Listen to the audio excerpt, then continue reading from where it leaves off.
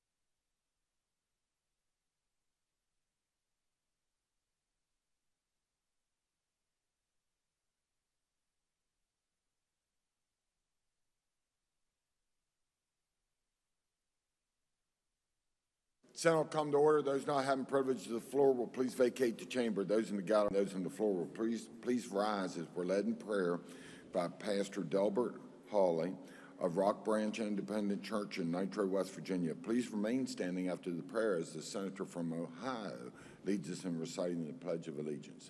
Pastor. Let's pray. Our Father, we give you special thanks, glory, and honor for just the privilege to stand in this great chamber and ask your presence and your blessings upon these, the men and women, that we, the people of this great state of West Virginia, have elected to these ordained positions to govern we, the people of this great state. And today, I pray for special wisdom for each one in making the decisions that affect all of our lives.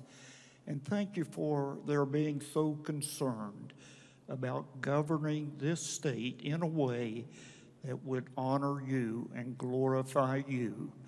So it would be my prayer that you would meet with them as they meet with you, and that they would ask of you the same that the wisest man who ever lived, apart from our Lord and Savior, Jesus Christ, Solomon, could have had anything that his heart desired. God said that. But Solomon only asked for wisdom that he could rightfully govern and make the right decisions for the people that he ruled over. So we pray that blessing for our elected officials, both men and women. We're just so honored to be a West Virginian. And Lord, today we thank you again for this privilege to meet with you and meet with them and ask your blessings for them today, tomorrow, and in the tomorrows to come.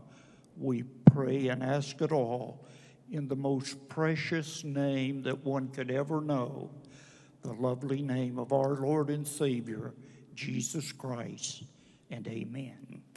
Amen. Thank you. Thank you, Pastor. Senator from Ohio. Thank you, Mr. President. Will the people in the gallery and those on the floor join me in saying the Pledge of Allegiance? I pledge allegiance to the flag of the United States of America and to the republic for which it stands, one nation under God, indivisible, with liberty and justice for all.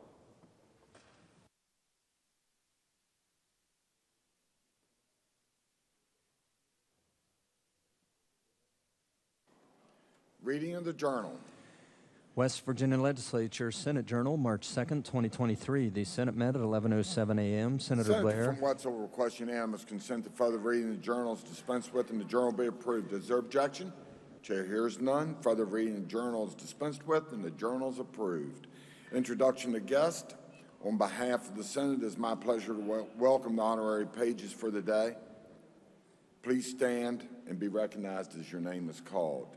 As guests is the junior senator from the 17th, Wade Becker and Corey Wilson. Will the Senate please make them feel welcome?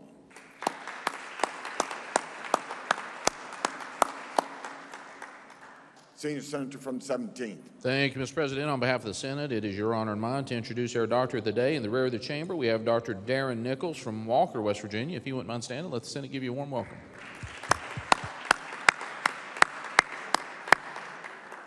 Further introductions. Senator from Mason. Thank you, Mr. President. In the President's Gallery, I have some special guests. My husband, Jack, who's always here, of course, and my sister, Teresa, my brother-in-law, Jeff, and my mother-in-law, Cecilia. If the Senate would please make them feel welcome.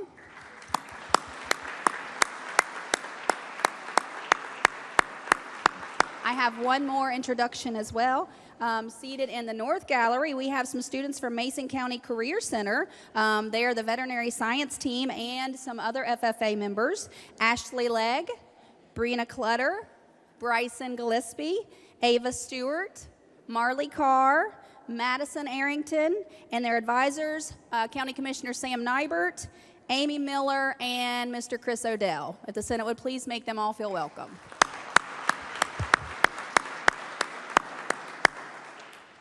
Further introductions, Senator from Monongalia. Thank you, Mr. President. A frequent visitor to the Capitol from my home county of Monongalia. Will the Senate please make welcome our Secretary of State, Mac Warner.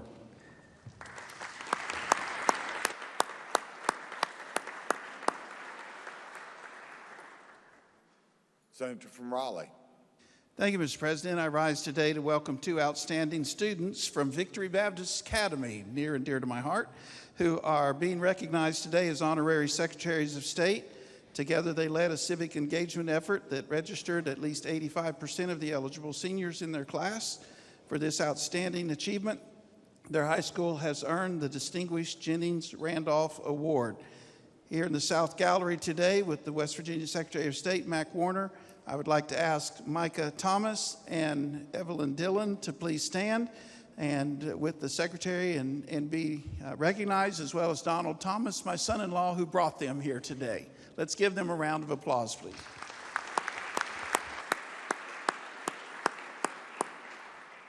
Senator from Cabell. Thank you so much, Mr. President. We have a number of distinguished educators here from Cabell County, so on behalf of my senior senator from the 5th, if you would just hold the applause. We've got students and instructors. They're led by Brett Masters. Brett, you stand, and then as you call everyone else's name, please stand. Noah Hurst, Ben Lucas, Catherine Harris, Madison Shoemaker, Austin Shoemaker, another instructor, Robert May, Georgia Williams, Ben Fisher, Jacob Ledman, Micaiah Stover, Aaliyah Gilman,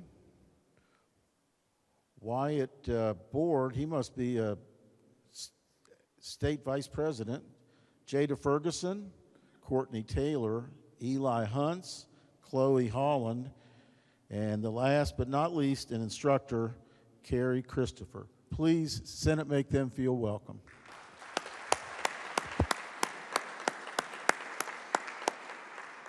Senator from Ohio.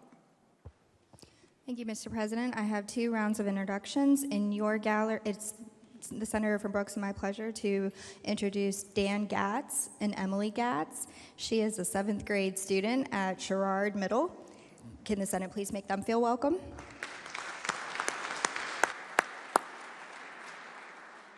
And my second round, I'm doing this blind because they are in your South Gallery, but we have teachers and students from Wheeling Park, Mrs. Stephanie Bugай, Mrs. Caroline Illenfeld Dillon, and that name might be familiar because she is the sister of Senator Illenfeld, Mr. Guy Fedorka, Mr. Steve Turbinik, Mrs. Jill Hilberry, Miss Melissa Marshall, Mr. Walt Bugay, Mr. Mike Harris, Lucas Nolte, Wyatt Toland, Chris Llewellyn, Ben Ashmore, Luke Myers, Caden Carroll, Noah Britton, Joe Farmer, Anaya Sparks, Abigail Howard, Zoe Jacobs, McKenna Dye, Sydney Cabasco, and Elena Taylor. Will the Senate please help me make them feel welcome?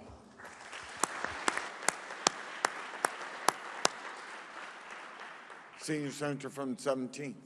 Thank you, Mr. President. We have some further introductions on behalf of all the Kanawha County Senators. We have some folks from Nitro High School. A good friend of mine, Erin Petrie. She's here with some of her students. I put on everybody's desk, if you, or should be on everybody's desk, just a picture of what some of these students have done. This one was done by Malachi Smith. This thing was hand-drawn. There was no tracing. There was no anything done. I mean, the talent of that is just blows my mind. Even the detail within the state seal was all completely hand-done.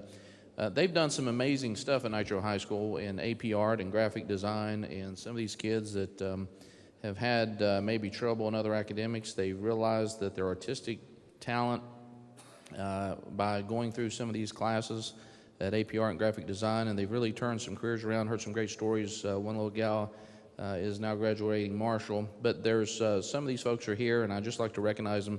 In the North Gallery, or I'm sorry, in the President's Gallery, we have Chloe Beckner, Carmen Hogan, Aniston Salmons, Avery Sayard, Taylor Maddox, Eris Miller. If you guys wouldn't mind standing, let's send it. Give you, or in the North Gallery. Sorry, there you are. Thanks.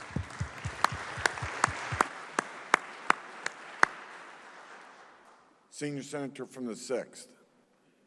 Thank you, Mr. President. I hope everyone here had a chance to go out in the rotunda and see all the booths that were set up for Career Technical Education Day.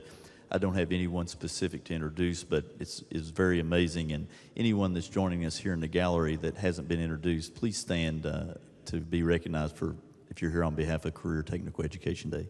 Thank you, Mr. President. Junior Senator from the 17th. Yes, thank you, Mr. President. On behalf of the Senior Senator from the 17th and myself, we have with us in the President's Gallery Zachary Smith, if you wouldn't mind standing. And he's here today with his buddies that are paging for us, Corey Wilson and Wade Becker. If the Senate would join us in making him welcome. Thank you.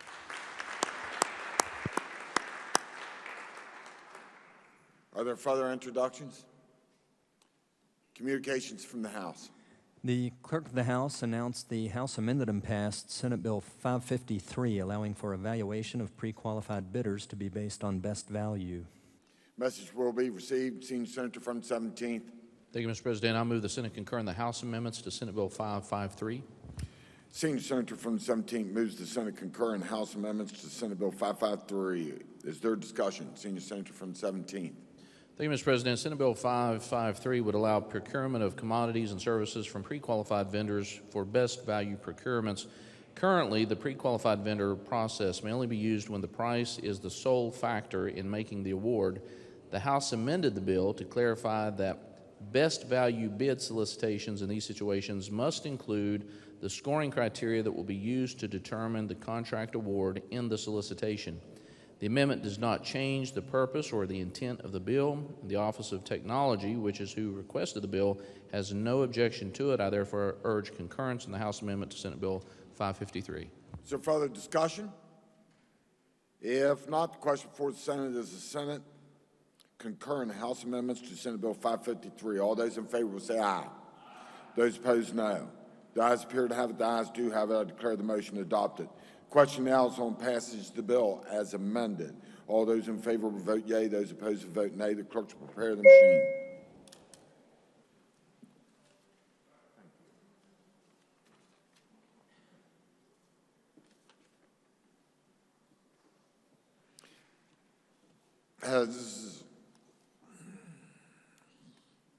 Has every member voted? Has every member voted? If so, the clerk will close the machine and ascertain the results. On this question, 31 yeas, 0 nays, 3 absent, not voting. More than a majority of those elected having voted in the affirmative, I declare the bill passed. The clerk will communicate the action sent it to the House. The clerk of the House announced the passage by that body of committee substitute for House Bill 3046, Fast Track for Agriculture Education endorsement. Message will be received and the bill will be referred to the Committee on Education, then the Committee on Finance. The House amended the Senate amendments as it relates to committee substitute for House Bill 3113, requiring high school students to complete course of study in personal finance. Message will be received. Senior Senator from the 17th. Thank you, Mr. President. I move the Senate concur in the House amendments to the Senate amendments to House Bill 3113. Senior Senator from the 17th moves the Senate concur to the House amendments to Senate amendments on House Bill 3113. Is there discussion? Senior Senator from the 17th. Thank you, Mr. President. House Bill 3113 requires, beginning with the class of students entering 9th grade in the 2024 through 2025 school year and thereafter, each high school student shall complete one half-credit course of study in personal finance during their 11th or 12th grade year as a requirement for high school graduation. The House amended the title only. I urge passage. Is there further discussion? If not, the question before the Senate is the Senate concur in the House amendments to the Senate amendments to House Bill 3113. All those in favor will say aye. Those opposed, no. The ayes appear to have it. The ayes do have it. I declare the motion adopted. The question now is on passage of the bill as amended. All those in favor will vote yea. Those opposed will vote nay. The clerk will prepare the machine. Has every member voted? Has every member voted? If so, the clerk will close the machine and ascertain the results. On this question, 31 yeas, 0 nays, 3 absent, not voting. More than a majority of those present voting having voted in the affirmative, I declare the bill passed. The clerk will communicate the action and send it to the House. The House passed House Bill 3510, making a supplementary appropriation to the Department of Administration, Office of Technology, Chief Technology Officer, Administration Fund. Senior Senator from 17. Thank you, Mr. President. I request unanimous consent that the committee reference be dispensed with. Is there objection? Chair hears none. So ordered. House Bill 3511, making a supplementary appropriation to the Department of Education, State Board of Education, School Lunch Program. Senior Senator from 17. Thank you, Mr. President. I request unanimous consent that the committee reference be dispensed with. Is there objection? Chair hears none. So ordered. House Bill 3529, making a supplementary appropriation to the Department of Commerce, State Board of Rehabilitation, Division of Rehabilitation Services. Senior Senator from 17. Thank you, Mr. President. Likewise, I request unanimous consent that the committee reference be dispensed with. Is there objection? Chair hears none. So ordered. Communications from the executive. There are none. Reports from standing committees. Your Committee on Economic Development has had under consideration engrossed House Bill 2599, creating the Utility Pole Rights of Way and Easement Mapping Initiative, and reports the same back with a recommendation that it do pass, but under the original double committee reference, first be referred to the Committee on the Judiciary. Respectfully submitted, Glenn D. Jeffries, Chair. Report will be received, and under the original double committee reference, the bill will be referred to the Committee on the Judiciary. Your Committee on the Judiciary has had under consideration engrossed committee substitute for House Bill 3479, creating requirements for use of unmanned aerial vehicles, and has amended same, and reports the same back with recommendation that it do pass as amended. Respectfully submitted, Charles S. Trump IV, Chair. Report will be received. Your Committee on the Judiciary has had under consideration engrossed House Bill 3499 to permit joint tenancy with rights of survivorship when transfer on death deeds specify a joint tenancy with right of survivorship, and has amended same, and reports the same back with the recommendation that it do pass as amended. Respectfully submitted, Charles S. Trump IV, Chair. Report will be received.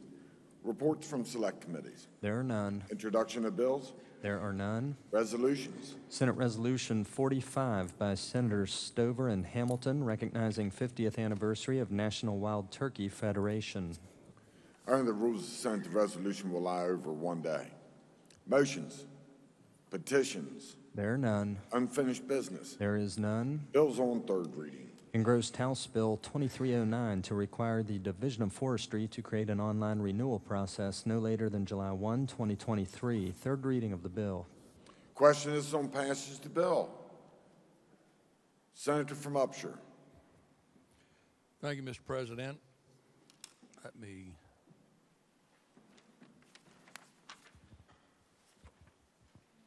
House Bill 2309 requires the Division of Forestry to create an online renewal process no later than July 1st, 2023. The purpose of this bill is to streamline the renewal process for the Managed Timber Program through the creation of an online renewal process. I'd be happy to answer any questions, and I urge passage of the bill. Question is on passage of the bill. Is there discussion? If not, the question for the Senate is, shall the bill pass? All those in favor vote yea. Those opposed will vote nay. The clerk shall prepare the machine. Has every member voted? Has every member voted? If so, the clerk close the machine. Ascertain the results on this question. 31 yeas, 0 nays, 3 absent, not voting. More than a majority of those present and voting having voted in the affirmative, I declare the bill passed. The clerk will communicate the action of the Senate to the House. Engrossed House Bill 2597, amending performance evaluations of professional personnel. Third reading of the bill. Question is on passage of the bill. Senator from Mason. Thank you, Mr. President. The purpose of this bill is to require that employee evaluations that indicate any area, skill, or level of performance that is less than accomplished provide an explanation and data to support the evaluation. Currently, the only thing that is required for that data is a distinguished evaluation. This would add in if anything is below accomplished. Mr. President, I'm happy to answer any questions. I urge passage.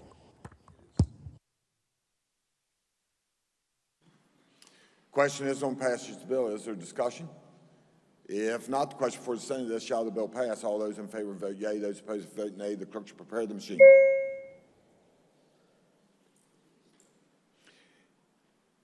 Has every member voted? Has every member voted? If so, the clerk close the machine. Ascertain the results on this question. 31 yeas, 0 nays, 3 absent, not voting. More than a majority of those present voting having voted in the affirmative, I declare the bill passed. The clerk will communicate the action of the Senate to the House. Engrossed Committee Substitute for House Bill 2605 relating to Good Samaritan Law. Third reading of the bill. Question is on passage of the bill. Senator from Morgan. Thank you, Mr. President. The committee substitute for House Bill 2605 amends two sections of our state code. It expands the Good Samaritan protections that we have in our law now for doctors and dentists and that sort of thing when they come upon an emergency. Our law currently provides for liability protections for people who stop as Good Samaritans and render aid. This bill expands that so that it will reach and include companies, professionals without limitations, trained, licensed, or certified professionals or entities who do the same thing. The idea behind the bill would be for a business or a person that has specialized equipment to deal with a disaster or an emergency to be able to do that without remuneration to help address the situation without being exposed to civil liability. The bill contains some new definitions. It actually incorporates by reference definitions from other sections of the code for such things as disaster and emergency. Mr. President, I'll be happy to try to answer questions. I urge the passage of the bill. Question is on passage of the bill. Is there discussion? If not, question for the Senate is, shall the bill pass? All those in favor vote yea. Those opposed vote nay. The clerk shall prepare the machine.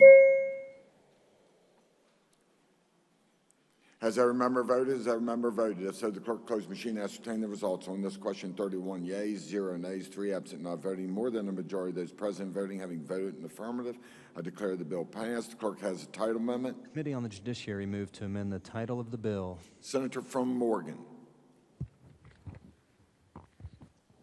Thank you, Mr. President. I ask unanimous consent to withdraw the committee title amendment. Is there objection? Chair hears none. So ordered. The clerk has another title amendment. Senator Trump moved to amend the title of the bill. Question is on adoption of the title amendment. All those in favor will say aye. Those opposed, no. The ayes appear to have it. The ayes do have it. I declare the title amendment adopted. The clerk will communicate the action and send it to the House. Engrossed committee substitute for House Bill 2648, authorizing certain agencies and boards of the DHHR to promulgate a legislative rule. Third reading of the bill. Senator from Morgan. Thank you, Mr. President. I request unanimous consent to amend this bill on third reading. Is there objection? Chair hears none. So ordered. Does the clerk have an amendment? Yes, sir. Senator Trump moved to amend the bill by striking out everything after the enacting clause. Senator from Morgan. Thank you, Mr. President. I request unanimous consent to explain the amendment in lieu of having it read. Is there objection? Chair hears none. Senator from Morgan. Thank you, Mr. President.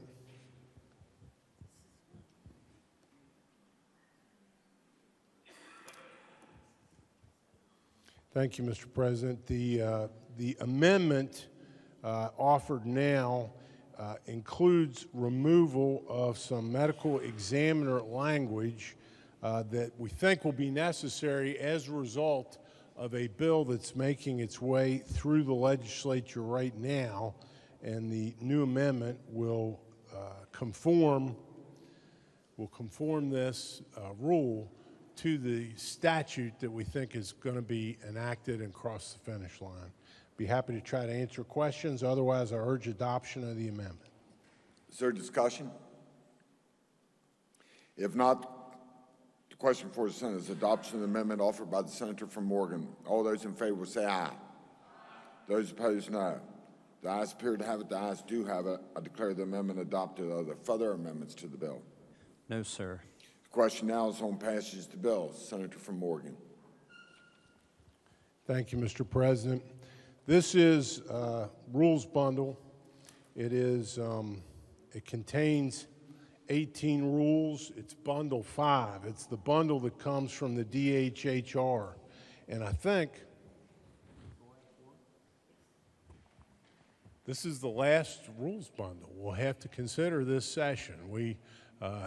Senate passed the ones that we agreed to start on first several weeks ago, and this is the last of the 3 or 4 bundles that started in the House. It contains 18 rules in all, including rule from the DHHR that relates to food establishments and largely addresses dogs in food establishments. It contains a rule from the DHHR relating to procedures pertaining to the Dangerousness Assessment Advisory Board. It contains a rule from the DHHR including standards for local boards of health. It contains a rule from the DHHR relating to the medical examiner requirements for post-mortem inquiries. There's a rule in the bundle from the DHHR relating to the medical cannabis program. Growers and processors are covered under that rule. Another rule regarding the medical cannabis program relating to dispensaries. A DHHR rule regarding financial disclosure. A DHHR rule relating to the Uniform Bill Database. There is a DHHR rule relating to methodologies to examine needs for substance use disorder treatment facilities within the state. A rule regarding core behavioral health crisis services system. A rule relating to child care centers and licensure of those. A rule regarding the licensing requirements for residential child care and treatment facilities for children and transitioning adults. and vulnerable transitioning youth group homes and programs in West Virginia, a rule regarding family child care facility licensing, another rule regarding family child care. There's a rule relating to informal and relative family child care home registrations, a rule relating to out-of-school time child care center licensing, a rule regarding goals for foster children, a rule regarding deemed Head Start child care center licenses, and finally a rule regarding all-payer claims database and the submission manual. Mr. President, be happy to try to answer questions. Otherwise, I urge passage of the bill. Question is on passage of the bill. Is there discussion? If not, the question for Senate is, shall the bill pass? All those in favor vote yea. Those opposed vote nay. The clerk shall prepare the machine.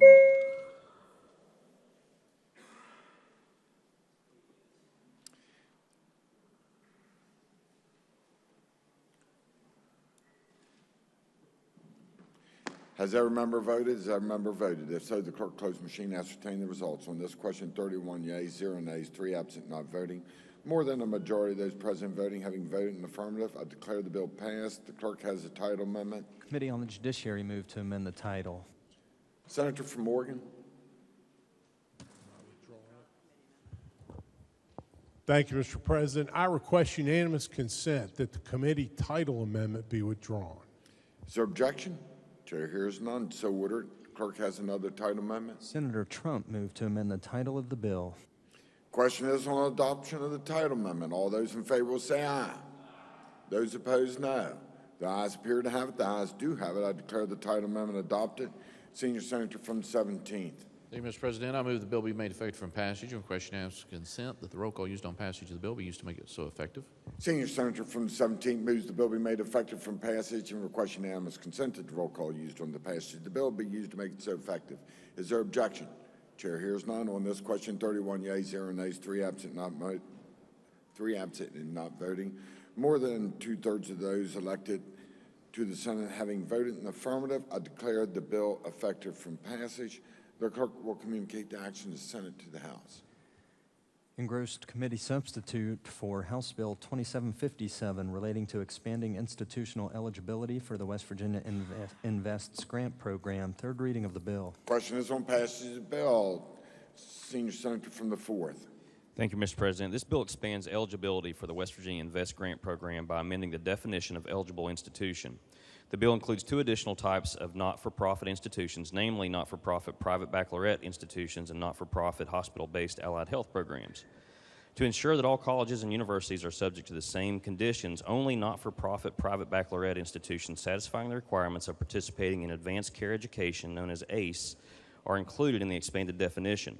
The bill is also amended to authorize such participation and to reinforce the necessity of not-for-profit private baccalaureate institutions satisfying the ACE requirements to receive money under the West Virginia Invest Grant Program. Mr. President, I urge passage of the bill. Question is on passage of the bill. Is there discussion? If not, the question for the Senate is, shall the bill pass? All those in favor vote yea. Those opposed vote nay. The clerk shall prepare the machine.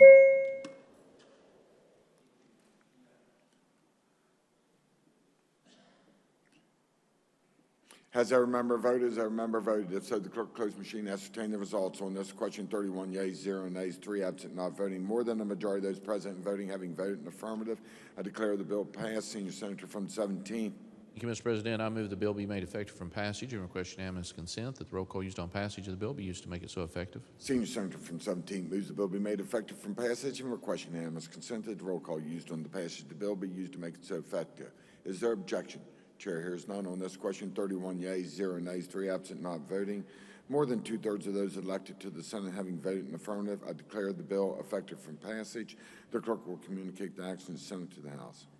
Engrossed House Bill 2839, making a technical correction regarding an incorrect fund name and clarifying applicability to mine lands governed by SMACRA and the Abandoned Mine Lands Act. Third reading of the bill. Question is on passage of the bill. Senior Senator from the 4th. Thank you, Mr. President. The purpose of this bill is to provide technical corrections to a statute the legislature passed last year concerning the benefits of removing rare earth elements and critical minerals from waters of the state during the treatment of mine drainage.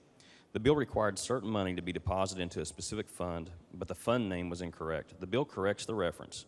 The second portion of the bill alleviates uncertainty about whether the statute applies to property regulated under both the Abandoned Mine Lands and Reclamation Act and the Surface Coal and Mining and Reclamation Act. Cross-references are placed under both acts, eliminating any uncertainty. Mr. President, I urge passage of the bill. Question is on passage of the bill. Is there discussion? If not, the question for the Senate is, shall the bill pass? All those in favor vote yea. Those opposed vote nay. The clerk should prepare the machine.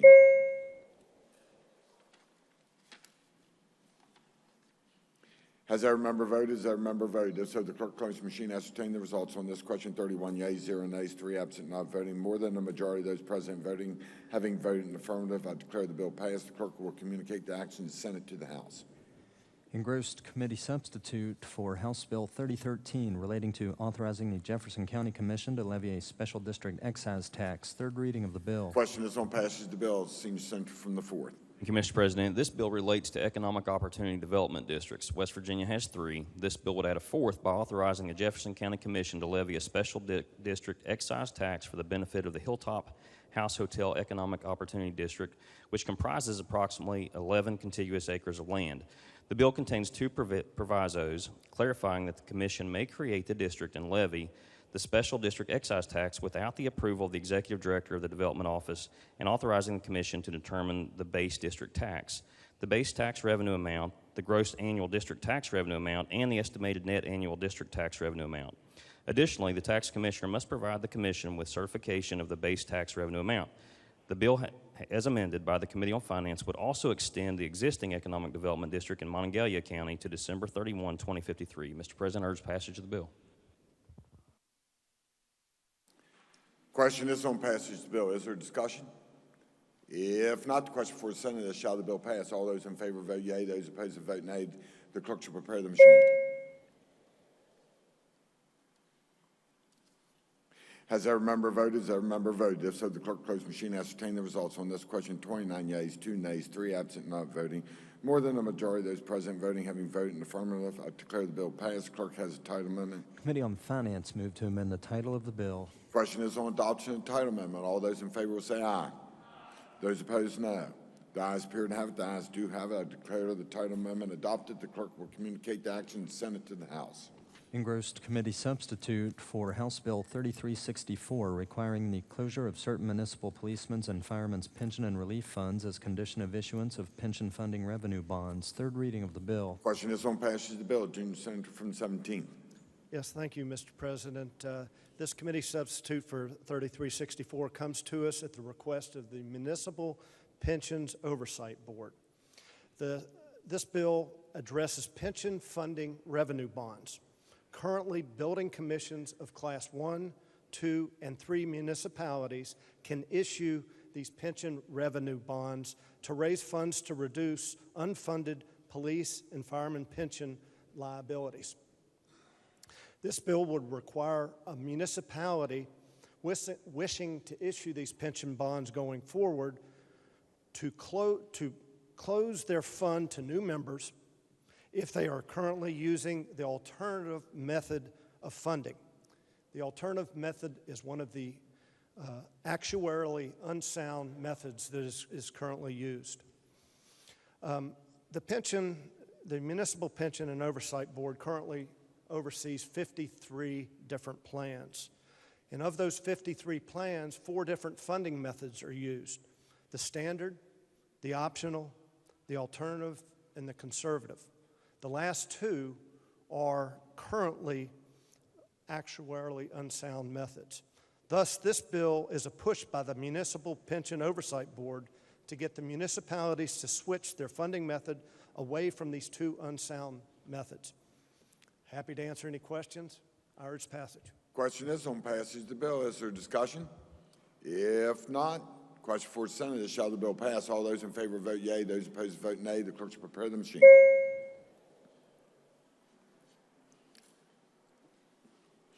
Has every member voted? Has every member voted? If so, the clerk close the machine, ascertain the results on this question. 31 yeas, 0 nays, 3 absent, not voting. More than a majority of those present and voting having voted in the affirmative, I declare the bill passed. Senior Senator from the 17th. Thank you, Mr. President. I move the bill be made effective from passage and request unanimous consent that the roll call used on passage of the bill be used to make it so effective. Senior Senator from the 17th moves the bill be made effective from passage and request unanimous consent that the roll call used on the passage of the bill be used to make it so effective. Is there objection? Chair hears none. On this question, 31 yeas, 0 nays, 3 absent, not voting. More than two-thirds of those elected to the Senate having voted in the affirmative, I declare the bill effective from passage. The clerk will communicate the action sent to the House.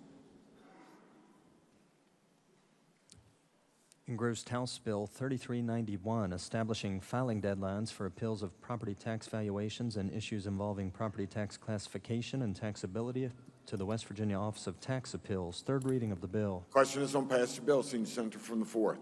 Thank you, Mr. President. This bill would amend provisions of the West Virginia Code relating to appeals of property tax matters. The bill would insert the West Virginia Intermediate Court of Appeals in lieu of circuit courts, resulting in appeals from the Office of Tax Appeals being brought into the West Virginia Intermediate Court of Appeals for all appeals made on or after January 1, 2023. The bill would require appeal of final decisions or of orders of the Office of Tax Appeals to the Intermediate Court of Appeals within 30 days of entry of the final decision or order. The bill provides a new filing deadline of March 31 by which an appeal petition must be filed with the Office of Tax Appeals for appeals of property tax valuations by the assessor or the Board of Equalization and Review. Appeals from rulings by the tax commissioner relating to taxability or classifications must be filed within 30 days after receiving written notice of the decision. Any appeal not so filed will be dismissed as untimely. The bill would also require that a hearing be set within 90 days of the due date of the answer in an appeal to the Office of Tax Appeals. Current law requires it to be set within 45 days of the due date for the answer. Mr. President, I urge passage of the bill. Question is on passage of the bill. Is there discussion? If not, the question for the Senate is, shall the bill pass? All those in favor vote yea. Those opposed vote nay. The clerk to prepare the machine. Has every member voted? Has every member voted? If so, the clerk close the machine. Ascertain the results on this question. 31 yeas, 0 nays, 3 absent, not voting. More than a majority of those present voting having voted in the affirmative, I declare the bill passed. Senior Senator from the 17th. Mr. President, I move the bill be made effective from passage and request unanimous consent that the roll call used on passage of the bill be used to make it so effective. Senior Senator from the 17th moves the bill be made effective from passage and request unanimous consent that the roll call used on the passage of the bill be used to make it so effective. Is there objection? Chair hears none on this question. 31 yeas, 0 nays, 3 absent, not voting. More than two-thirds of those elected to the Senate having voted in the affirmative, I declare the bill effective from passage. The clerk will communicate the action of the Senate to the House. Engrossed House Bill 3519, making a supplementary appropriation to the Department of Transportation, Division of Motor Vehicles. Third reading of the bill. Question is on passage of the bill. Senior Senator from the 4th. Thank you, Mr. President. This supplemental appropriation would increase federal spending authority for the personnel services and employee benefits appropriation within the Division of Motor Vehicles in the amount of $100,000. I urge passage. Question is on passage of the bill. Is there discussion? If not, the question for the Senate is, shall the bill pass? All those in favor vote yea. Those opposed vote nay. The clerk will prepare the machine. Has every member voted? Has every member voted? If so, the clerk will close the machine and ascertain the results on this question. 31 yeas, 0 nays, 3 absent, not voting. More than a majority of those elected to the Senate having voted in the affirmative, I declare the bill passed. Senior Senator from the 17th. Thank you, Mr. President. I move the bill be made effective from passage. Request unanimous consent that the roll call used on passage of the bill be used to make it so effective. Senior Senator from the 17th moves the bill be made effective from passage and request unanimous consent that the roll call used on the passage of the bill will be used to make it so effective. Is there objection? Chair hears none on this question. 31 yeas, 0 nays, 3 absent, not voting. More than two-thirds of those elected to the Senate having voted in the affirmative, I declare the bill effective from passage. The clerk will communicate the action of the Senate to the House. Engrossed House Bill 3520, making a supplementary appropriation to the Department of Education, State Board of Education, Vocational Division. Third reading of the bill. Question is on passage of the bill. Senior Senator from the 4th. Thank you, Mr. President. This supplemental appropriation increases federal spending authority for the current expense appropriation within the State Board of Education Vocational Division Fund in the amount of $3 million. I urge passage. Question is on passage of the bill. Is there discussion? If not, the question for the Senate is, shall the bill pass? All those in favor vote yea. Those opposed vote nay. The clerk shall prepare the machine. Has every member voted? Has every member voted? If so, the clerk close the machine. Ascertain the results on this question. 31 yeas, 0 nays, 3 absent, not voting. More than a majority of those present, majority of those elected to the Senate having voted in the affirmative, I declare the bill passed. Senior Senator from the 17th. Mr. President, I move the bill be made effective from passage and request unanimous consent that the roll call used on passage of the bill be used to make it so effective. Senior Senator from the 17th moves the bill be made effective from passage and requests unanimous consent that the roll call used on the passage of the bill be used to make it so effective. Is there objection? Chair hears none. On this question, 31 yeas, 0 nays, 3 absent, not voting. More than two-thirds of those elected to the Senate having voted in the affirmative, I declare the bill effective from passage. The clerk will communicate the actions of the Senate to the House. Engrossed House Bill 3521, making a supplementary appropriation to the Division of Health, Maternal and Child Health. Third reading of the bill. The question is on passage of the bill. Senior Senator from the 4th. Thank you, Mr. President. This supplemental appropriation would increase federal block grant spending authority for an existing current expenses appropriation in the Division of Health, Maternal and Child Health Fund in the amount of $1 million. I urge passage. Question is on passage of the bill. Is there discussion? If not, the question for the Senate is, shall the bill pass? All those in favor vote yea. Those opposed will vote nay. The clerk will prepare the machine. Has every member voted? Has every member voted? If so, the clerk close the machine. Ascertain the results on this question. 31 yeas, 0 nays, 3 absent, not voting. More than a majority of those elected to the Senate having voted in the affirmative, I declare the bill passed. Senior Senator from the 17th. Thank you, Mr. President. I move the bill be made effective from passage. Request unanimous consent that the roll call used on passage of the bill be used to make it so effective. Senior Senator from the 17th moves the bill be made effective from passage and request unanimous consent that the roll call used on the passage of the bill be used to make it so effective. Is there objection? Chair hears none. On this question, 31 yeas, 0 nays, 3 absent, not voting. More than two-thirds of those elected to the Senate having voted in the affirmative, I declare the bill effective from passage. The clerk will communicate the action Senate to the House. Engrossed House Bill 3522, making a supplementary appropriation to the Department of Commerce, Division of Natural Resources License Fund, Wildlife Resources. Third reading of the bill.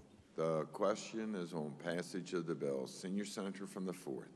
Supplemental appropriation would increase special revenue spending authority for the Division of Natural Resources License Fund, Wildlife Resources appropriation in the amount of $200,000. I urge passage. Question is on passage of the bill. Is there discussion?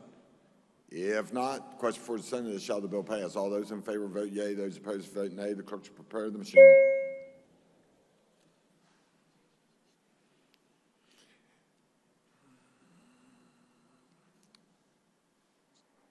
Junior Senator from the 7th.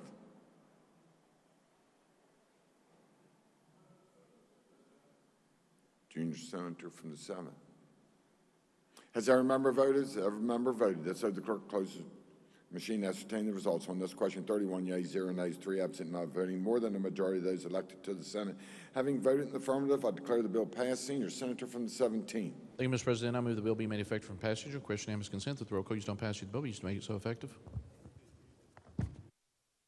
Senior Senator from the 17th moves the bill be made effective from passage and request unanimous consent that the roll call used on the passage of the bill be used to make it so effective. Is there objection?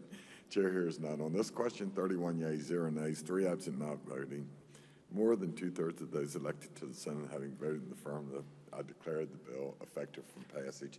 The clerk will communicate the action of the Senate to the House. Engrossed House Bill 3523, making a supplementary appropriation to miscellaneous boards and commissions, Economic Development Authority. Third reading of the bill. Question is on passage of the bill. Senior Senator from the 4th.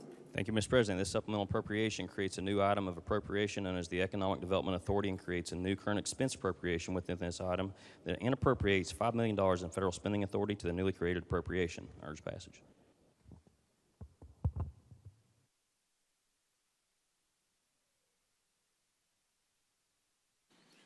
Question is on passage of the bill. Is there discussion? If not, the question before the Senate is, shall the bill pass? All those in favor vote yea. Those opposed vote nay. The clerk will prepare the machine.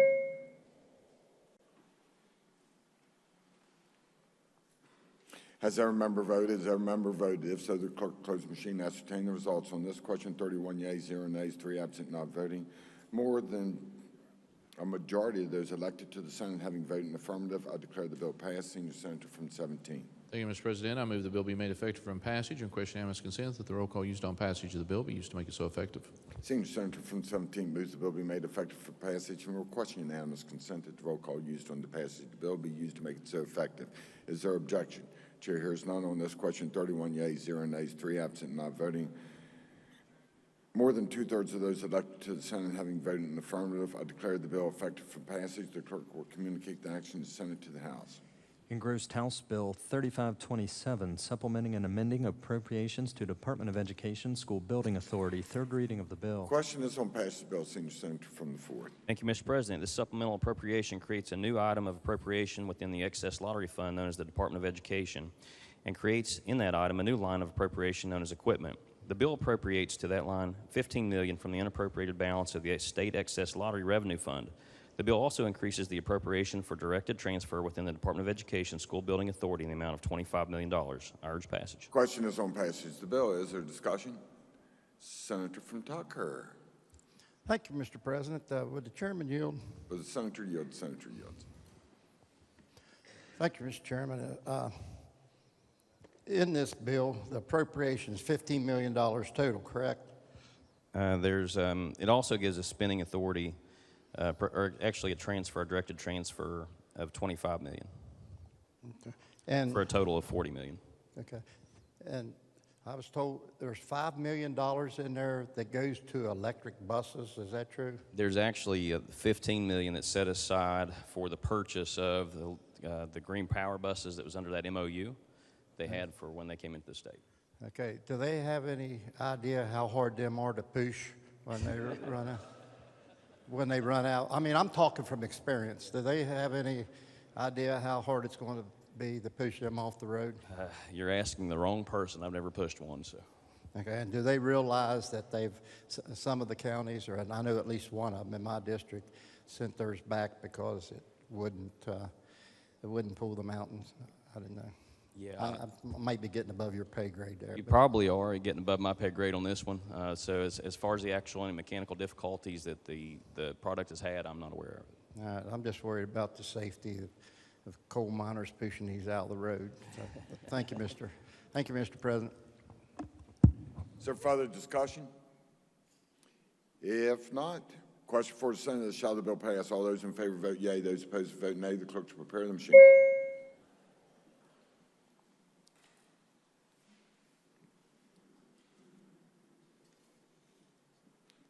Has every member voted? Has every member voted? If so, the clerk close the machine. Ascertain the results on this question. 20 yeas, 11 nays, 3 absent, not voting. More than a majority of those elected to the Senate having voted in the affirmative.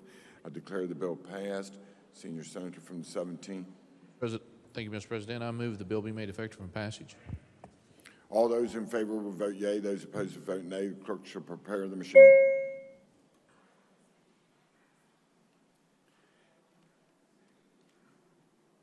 Has every member voted? Has every member voted? If so, the clerk close the machine. Ascertain the results on this question. 31 yeas, 0 nays, 3 absent, not voting. More than 2/3 of those elected to the Senate having voted in the affirmative, I declare the bill effective from passage. The clerk will communicate the actions to the Senate to the House. Engrossed House Bill 3528, making a supplementary appropriation to the Department of Health and Human Resources, Division of Health, Hospital Services Revenue Account, Special Fund Capital Improvement, Renovation and Operations. Third reading of the bill. Question is on passage of the bill. Senior Senator from the 4th. Thank you, Mr. President. This supplemental appropriation would increase special revenue spending authority for an existing item of appropriation within the Division of Health Hospital Services Revenue Account known as the Institutional Facilities Operations Appropriation by $29,877,096. I urge passage. Question is on passage of the bill. Is there discussion? If not, the question for the Senate is, shall the bill pass? All those in favor vote yea. Those opposed vote nay. The clerk to prepare the machine. Has every member voted? Has every member voted? If so, the clerk close the machine. Ascertain the results on this question. 31 yeas, 0 nays, 3 absent, not voting. More than a majority of those elected to the Senate having voted in the affirmative. I declare the bill passed. Senior Senator from the 17th. Thank you, Mr. President. I move the bill be made effective from passage and request unanimous consent that the roll call used on passage of the bill be used to make it so effective. Senior Senator from the 17th moves the bill be made effective from passage and request unanimous consent that the roll call used on the passage of the bill be used to make it so effective. Is there objection? Chair hears none. On this question, 31 yeas, 0 nays, 3 absent, not voting. More than 2/3 of those elected to the Senate having voted in the affirmative, I declare the bill effective from passage. The clerk will communicate the actions of the Senate to the House.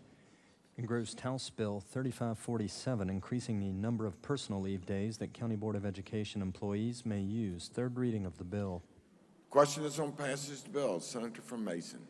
Thank you, Mr. President. This bill increases the number of days that an employee is permitted to use personal leave without regard to the cause for the absence. Each employee is permitted to use 4 days of leave annually without regard to the cause for the absence. However, effective July 1, 2023, each employee will be permitted to use 5 days.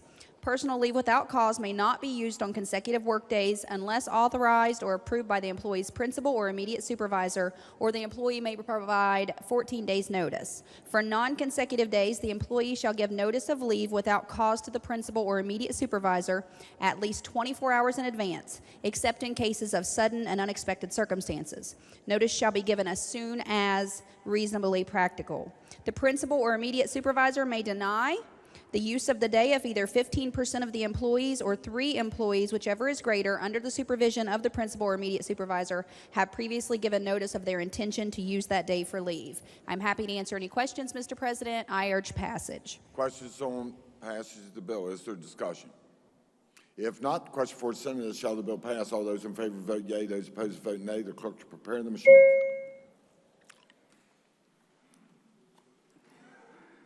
Has every member voted? Has every member voted? If so, the clerk close the machine. Ascertain the results on this question. 31 yeas, 0 nays, 3 absent, not voting. More than a majority of those present voting having voted in the affirmative.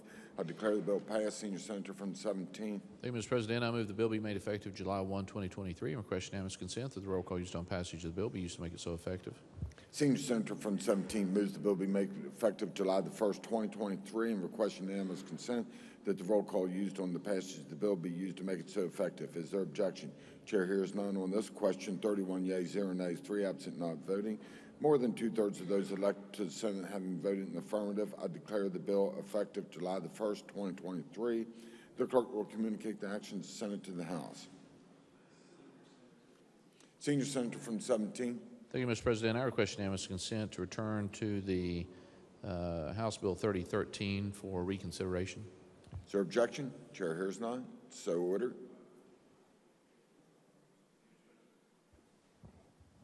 Senior Senator from the 17th.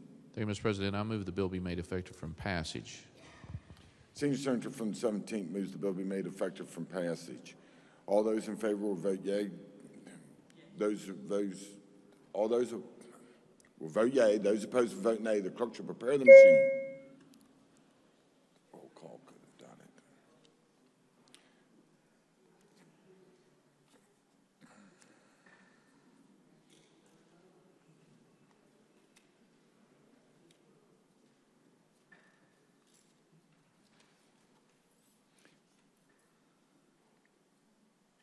It's a bit easy for just one moment.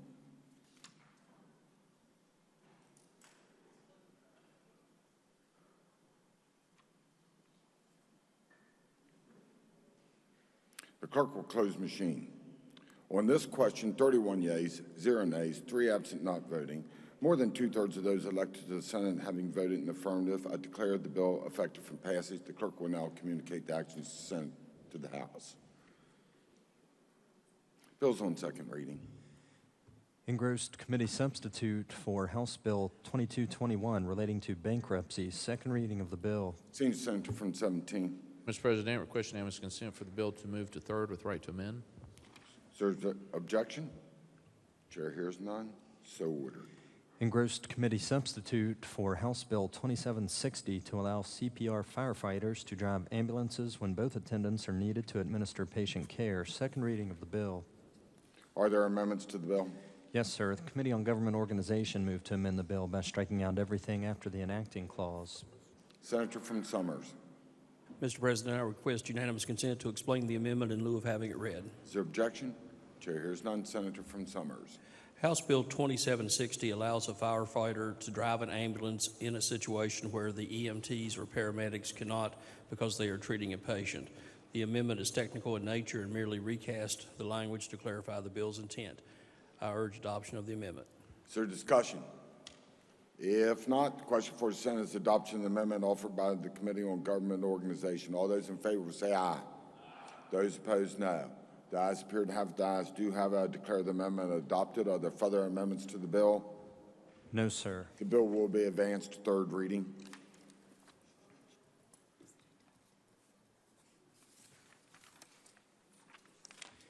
Engrossed House Bill 2827, make public charter schools eligible for Safe Schools funds. Second reading of the bill. Are there amendments to the bill? No, sir. The bill will be advanced to third reading. Engrossed committee substitute for House Bill 2860 to dispose of old AFFF foam accumulated by fire departments. Second reading of the bill. Are there amendments to the bill? No, sir. The bill will be advanced to third reading. Engrossed committee substitute for House Bill 2917 relating to allowing retired state employees who meet the minimum qualifications necessary to render post-retirement employment with the Department of Health and Human Resources. Second reading of the bill. Senior Senator from the 17th. Thank you, Mr. President. I request unanimous consent that the bill move to third with right to amend. Is there objection? Chair hears none. So ordered. Engrossed committee substitute for House Bill 3044 relating to the annual fee for limited video lottery terminal permits. Second reading of the bill. Are there amendments to the bill? No, sir. The bill will be advanced to third reading. Engrossed committee substitute for House Bill 3114 denies severance pay to employees of DOT for failure or refusal of drug testing. Second reading of the bill. Are there amendments to the bill? Yes, sir. The Committee on Government Organization moved to amend the bill by striking out everything after the enacting clause. Senator from Summers. Mr. President, I request unanimous consent to explain the amendment in lieu of having it read. Is there objection? Chair hears none. Senator from Summers. House Bill 3114 bars severance pay to probationary DOT employees who fail or refuse drug or alcohol testing. The proposed amendment makes only a technical change to the operative language of the bill. I urge adoption of the amendment. Is there discussion? If not, the question for the Senate is adoption of the amendment offered by the Committee on Government Organization. All those in favor will say aye. Those opposed, no. The ayes appear to have it. The ayes do have it. I declare the amendment adopted. Are there further amendments to the bill? No, sir. The bill will be advanced to third reading. Engrossed committee substitute for House Bill 3148 relating to financing municipal policemen's and firemen's pension and relief funds. Second reading of the bill. Are there amendments to the bill? No, sir. The bill will be advanced to third reading. Engrossed committee substitute for House Bill 3211 relating to authorizing service credit for unused accrued annual or sick leave days for use in determining retirement benefits in the municipal police officer and firefighter retirement system. Second reading of the bill. Senior Senator from the 17th. Thank you, Mr. President. I request unanimous consent for the bill to move to third with right to amend. Is there objection? Chair hears none. So ordered. Engrossed House Bill 3244 relating to Municipal Pensions Oversight Board proposing legislative rules. Second reading of the bill. Are there amendments to the bill? No, sir. The bill will be advanced to third reading. Engrossed House Bill 3286 relating to additional modification decreasing federal taxable income. Second reading of the bill. Are there amendments to the bill? Yes, sir. The Committee on Finance moved to amend the bill on page 2. Senior Senator from the 4th. Thank you, Mr. President. I request unanimous consent to explain the amendment in lieu of having it read. Is there objection? Chair hears none. Senior Senator from the 4th. In the regular session in 2021, this body passed a bill that changed the way certain companies would be taxed. It created some winners and some losers in terms of a tax treatment. Companies with little or no brick and mortar presence in the state would see a significant increase in their tax liability. So we went from three-factor to single-factor sales tax. This bill does not defer any taxes paid, but rather defers a modification spread out over 10 years based upon a change in tax liability from the previous three-factor appointment formula to the now current single sales factor appointment formula. The bill requires an eligible company to file a statement with the tax commissioner on or before July 1st, 2024 that specifies the total amount of modification. The tax commissioner retains all right to challenge the calculation. This figure cannot change, and under this amendment would not be allowed to begin until 2033. This gives the legislature time to go back and study the effects of the modification long before they happen. Mr. President, I urge adoption. Is there discussion? If not, the question for the Senate is adoption of the amendment offered by the Committee on Finance. All those in favor will say aye. Those opposed, no. The ayes appear to have it. The ayes do have it. I declare the amendment adopted. Are there further amendments to the bill? No, sir. The bill will be advanced to third reading. Engrossed committee substitute for House Bill 3302 to recognize unborn child as distinct victim in a DUI causing death. Second reading of the bill. Senior Senator from the 17th. Thank you, Mr. President. I request unanimous consent that the bill move to third with right to amend. Is there objection? Chair hears none. So ordered. Engrossed House Bill 3387, extending the moratorium on the authorization of new convention and visitors bureaus for an additional 2 years. Second reading of the bill. Are there amendments to the bill? No, sir. The bill will be advanced to third reading. Engrossed House Bill 3444, relating to the creation of the West Virginia Semi-Quincentennial Commission and Fund. Second reading of the bill. Are there amendments to the bill? No, sir. The bill will be advanced to third reading. Engrossed House Bill 3448, relating generally to probation officer field training. Second reading of the bill. Are there amendments to the bill? Yes, sir. The Committee on the Judiciary moved to amend the bill by striking out everything after the enacting clause. Senator from Morgan. Thank you, Mr. President. I request unanimous consent to explain the committee amendment in lieu of having it read. Is there objection? Chair hears none. Senator from Morgan. Thank you, Mr. President. The committee amendment is a strike and insert amendment for the entire bill, but it affects only minor changes in the one subsection of the bill that is amended. The bill is an amendment to a single section of the state code. It's Chapter 62, Article 12, Section 5. And the amendment is to subsection N.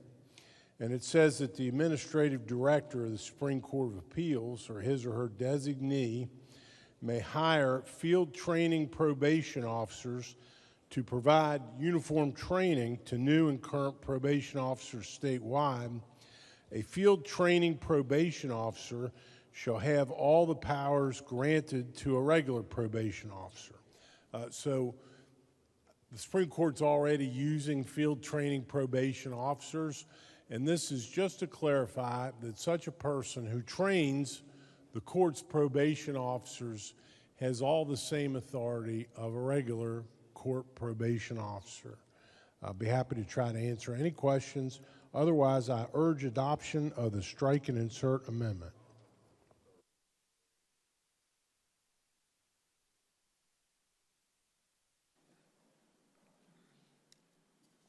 Is there discussion? If not, the question for the Senate is adoption of the amendment offered by the Committee on the Judiciary. All those in favor will say aye. Those opposed, no. The ayes appear to have it. The ayes do have it. I declare the amendment adopted. Are there further amendments to the bill? No, sir. The bill will be advanced to third reading. Engrossed committee substitute for House Bill 3450, relating generally to racetrack video lottery and the Licensed Racetrack Modernization Fund. Second reading of the bill. Are there amendments to the bill? No, sir. The bill will be advanced to third reading. Engrossed House Bill 3556, Uniform Recognition and Enforcement of Canadian Domestic Violence Protective Orders Act. Second reading of the bill.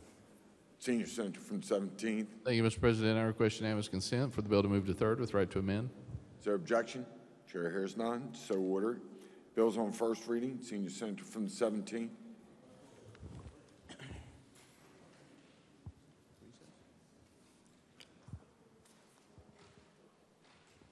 Thank you, Mr. President. I move the Senate stand subject to announcements. No. We're on first reading. Bills on first reading.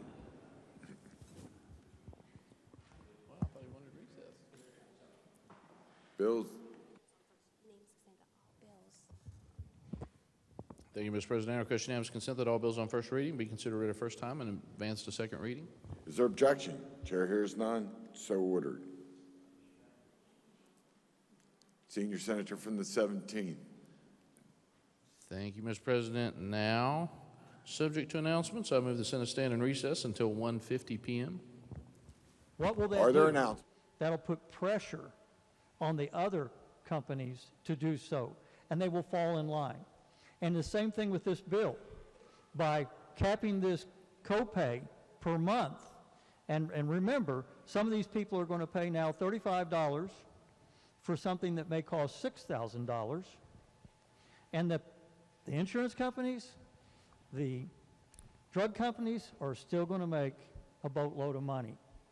So this bill is not only well-intended, as has been acknowledged, it's critical for many West Virginians who are struggling to stay alive and to treat a condition that has no forgiveness. You have to manage your diabetes.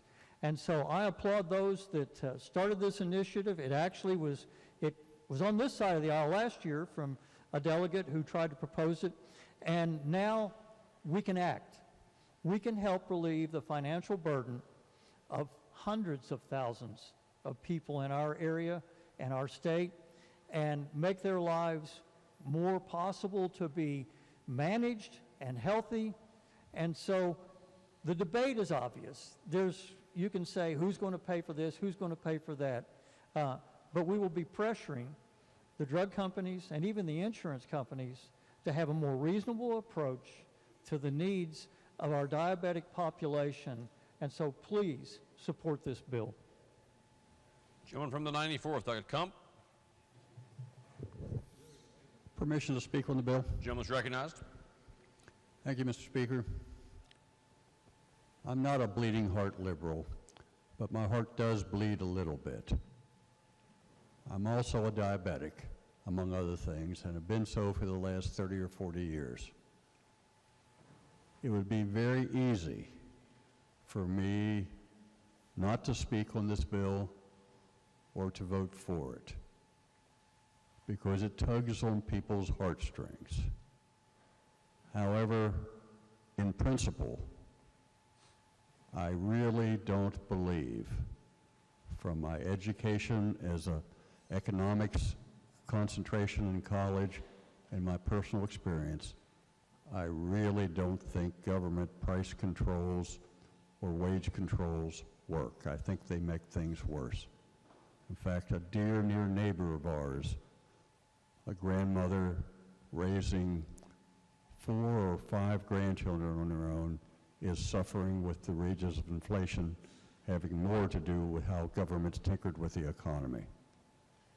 I have to, in principle, vote no on this bill. Gentleman from the 9th, Dr. Barnhart. Thank you, Mr. Speaker. I rise in strong support of this bill for a variety of reasons. I'm going to start off with the fact that this is personal for me as well as it is for many of you in this room. I have had family members who have been impacted by this, and I've seen the strain that it can put on families. I truly have. And, you know, I think this comes down to a fundamental question. You know, why did you come to Charleston? I came to Charleston for a lot of reasons, and I can understand the principled opposition to this bill. However, the fundamental reason why I came down here is to try and help people, to help the people that sent me down here, to help the people that's on the fixed income, to help the people that are struggling. This is going to help quite a few people back in our districts. It really and truly is. You know, last year we had this bill, and I had all kinds of people coming to me saying, thank you so much for pushing this thing forward. We really want to see it happen. Unfortunately, it didn't happen last year. That's why we're back this year to do it. And there's a reason we keep bringing it up. We're bringing it up because it's needed. It's needed. It really is. It's going to help save lives, and I would just ask that you please dig deep and support this bill, and let's try to help our people. Thank you very much. I urge passage.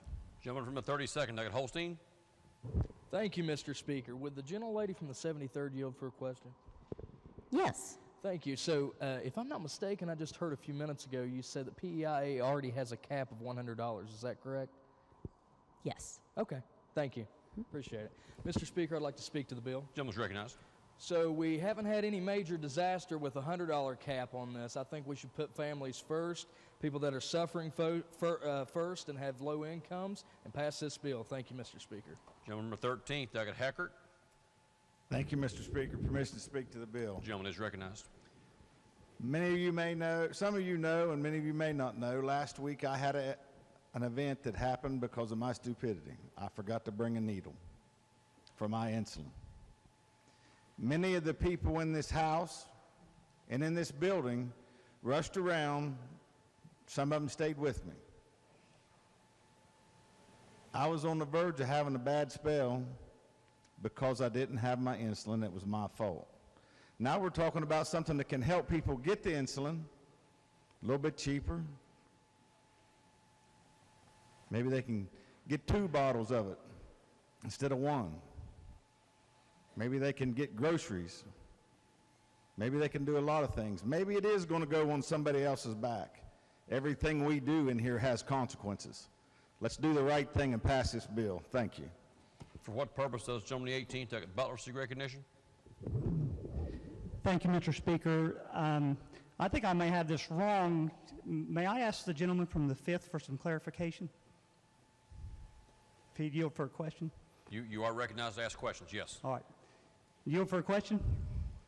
You think? I think you were waiting for this. Okay. Based on one of your statements, I mean, seriously, I may have this wrong. Is this going to say that a drug company has to charge less for their insulin in this case? Are we actually telling, Purdue Pharma or somebody that they can't charge more than $35 for insulin? I believe we're putting a cap on the price, is my understanding, the copay cap. Okay, so is this coming from the drug company, this cap? Well, the cap would be us placing the cap. Oh, I know we're placing the cap, but who is it? Well, the question is the drug company, the manufacturer of this drug, going to be accepting less for their insulin because of this bill? Well, is it your position that you believe drug companies should be able to just escalate the price into the stratosphere and charge whatever the hell they want, thousands percentage higher than the cost of that's not what I was asking. My question to you is the drug company going to be receiving less for insulin because of this bill we passed today? Potentially, it's cost sharing.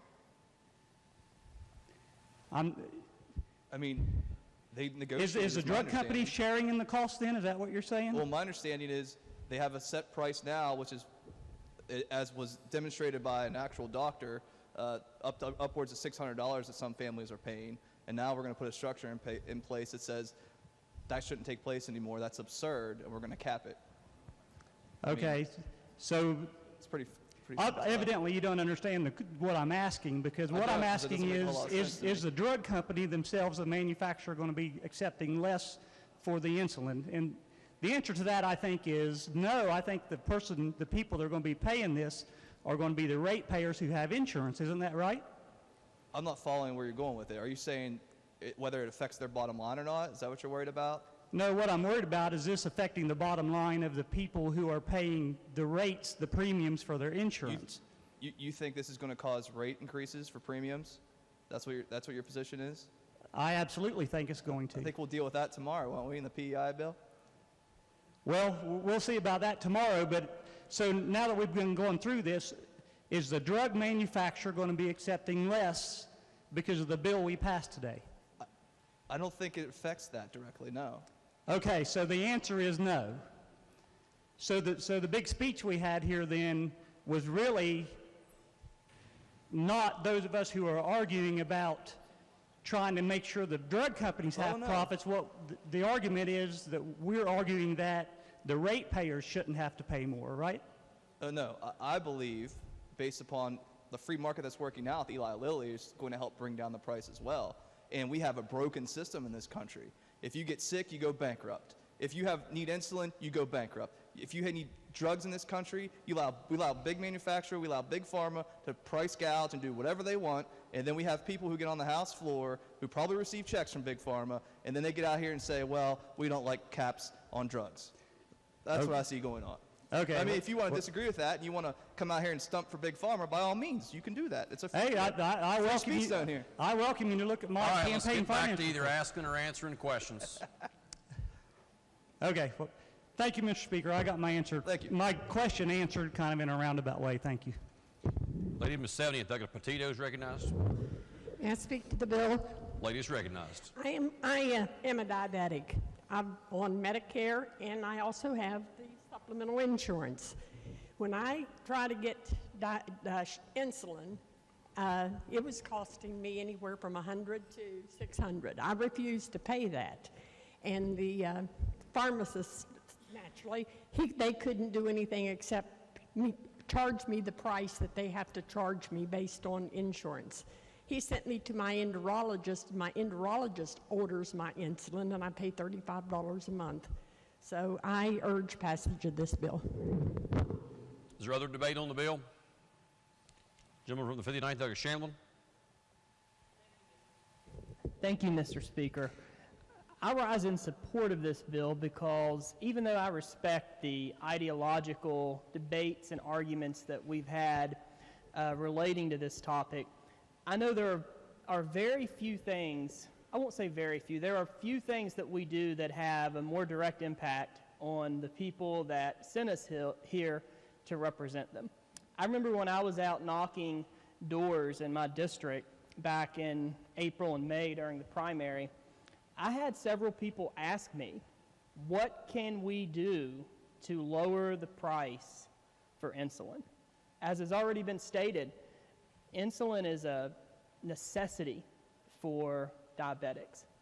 And to me, while I respect the ideological position that some are taking, I think it comes down to a question of, are we here to help people and to represent our constituents?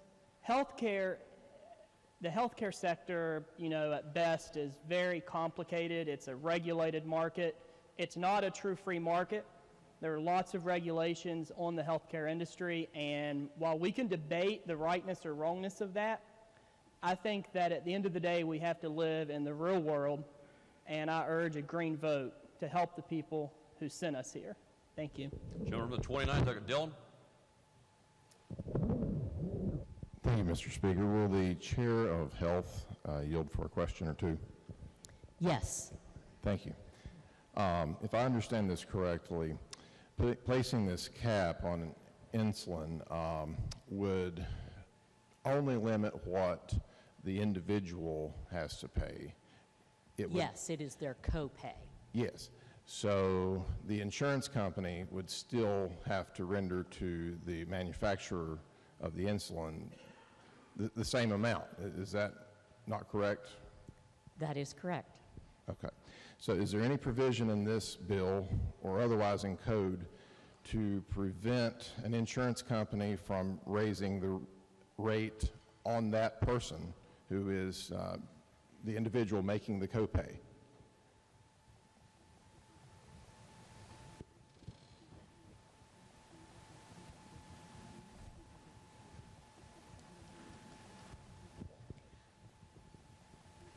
In the private sector, that would be correct because the insurance policy might be risk-based. PEIA, for example, we have found is based on how much money you make. So, for example, an insurance company could say that people who use insulin while they're covered under this cap on copay, you know what, insulin users, we're going to bump your rates up. Would that not be possible? It's possible, just like they would do if you're a smoker, right? You're a higher risk for the benefit for the policy, so we're going to charge you more. Okay, thank you. Is there other debate on the bill? Gentleman from the 100th, Dr. Ridenour. I'd like to point out that this really is not an ideological debate. This is really an economics debate. I got my degree in economics as I was getting ready to retire from the Marine Corps. And one of the classes that I went through discussed price controls, as Delegate Coop Gonzalez discussed earlier, and it discussed in particular the 1970s and the disastrous efforts at price controls, not only in the United States but in other places. And what I would point out is that typically when you have government interfere in one location, it ends up with it impacting others in another location.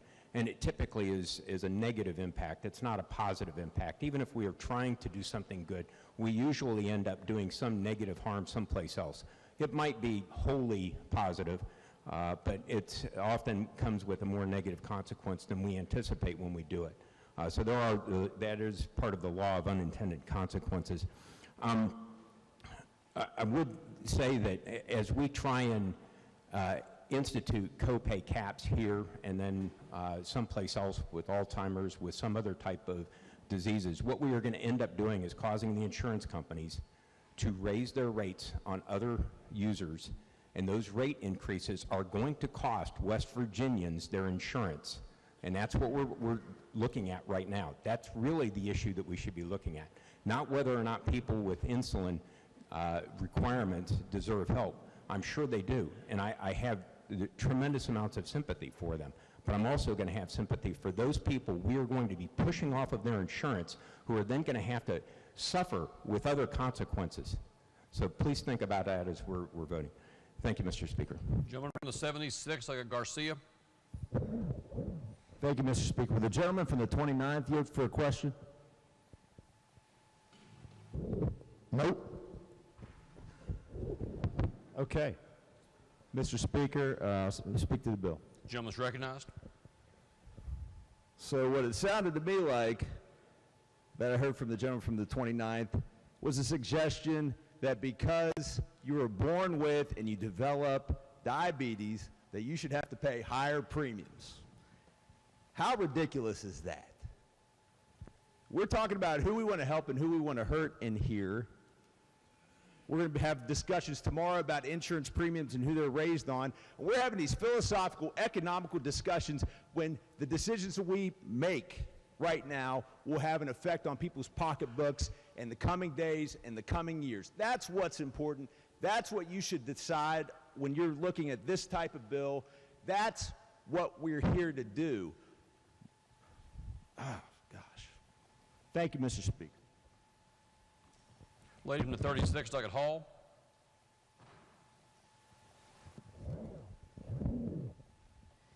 Thank you, Mr. Speaker. Permission to speak to the bill? Lady recognized. This is a very personal issue. Somebody said it pulls on the heartstrings, and it does.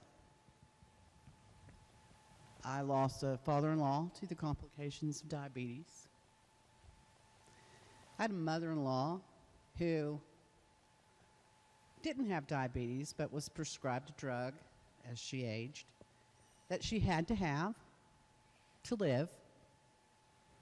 $600 a month for this drug.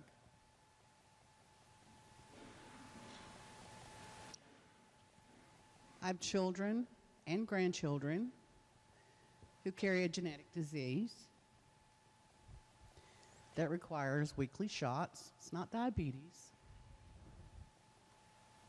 These shots can range upwards of $3,000 each. And they need these shots to live.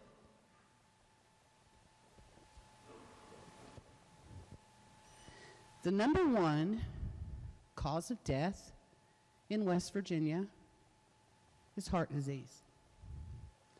The number two cause of death in West Virginia is cancer.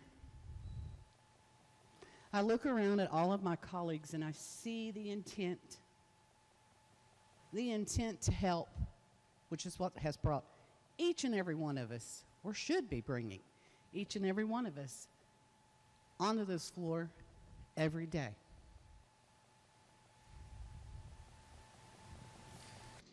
What I worry about are unintentional consequences. I stay awake at night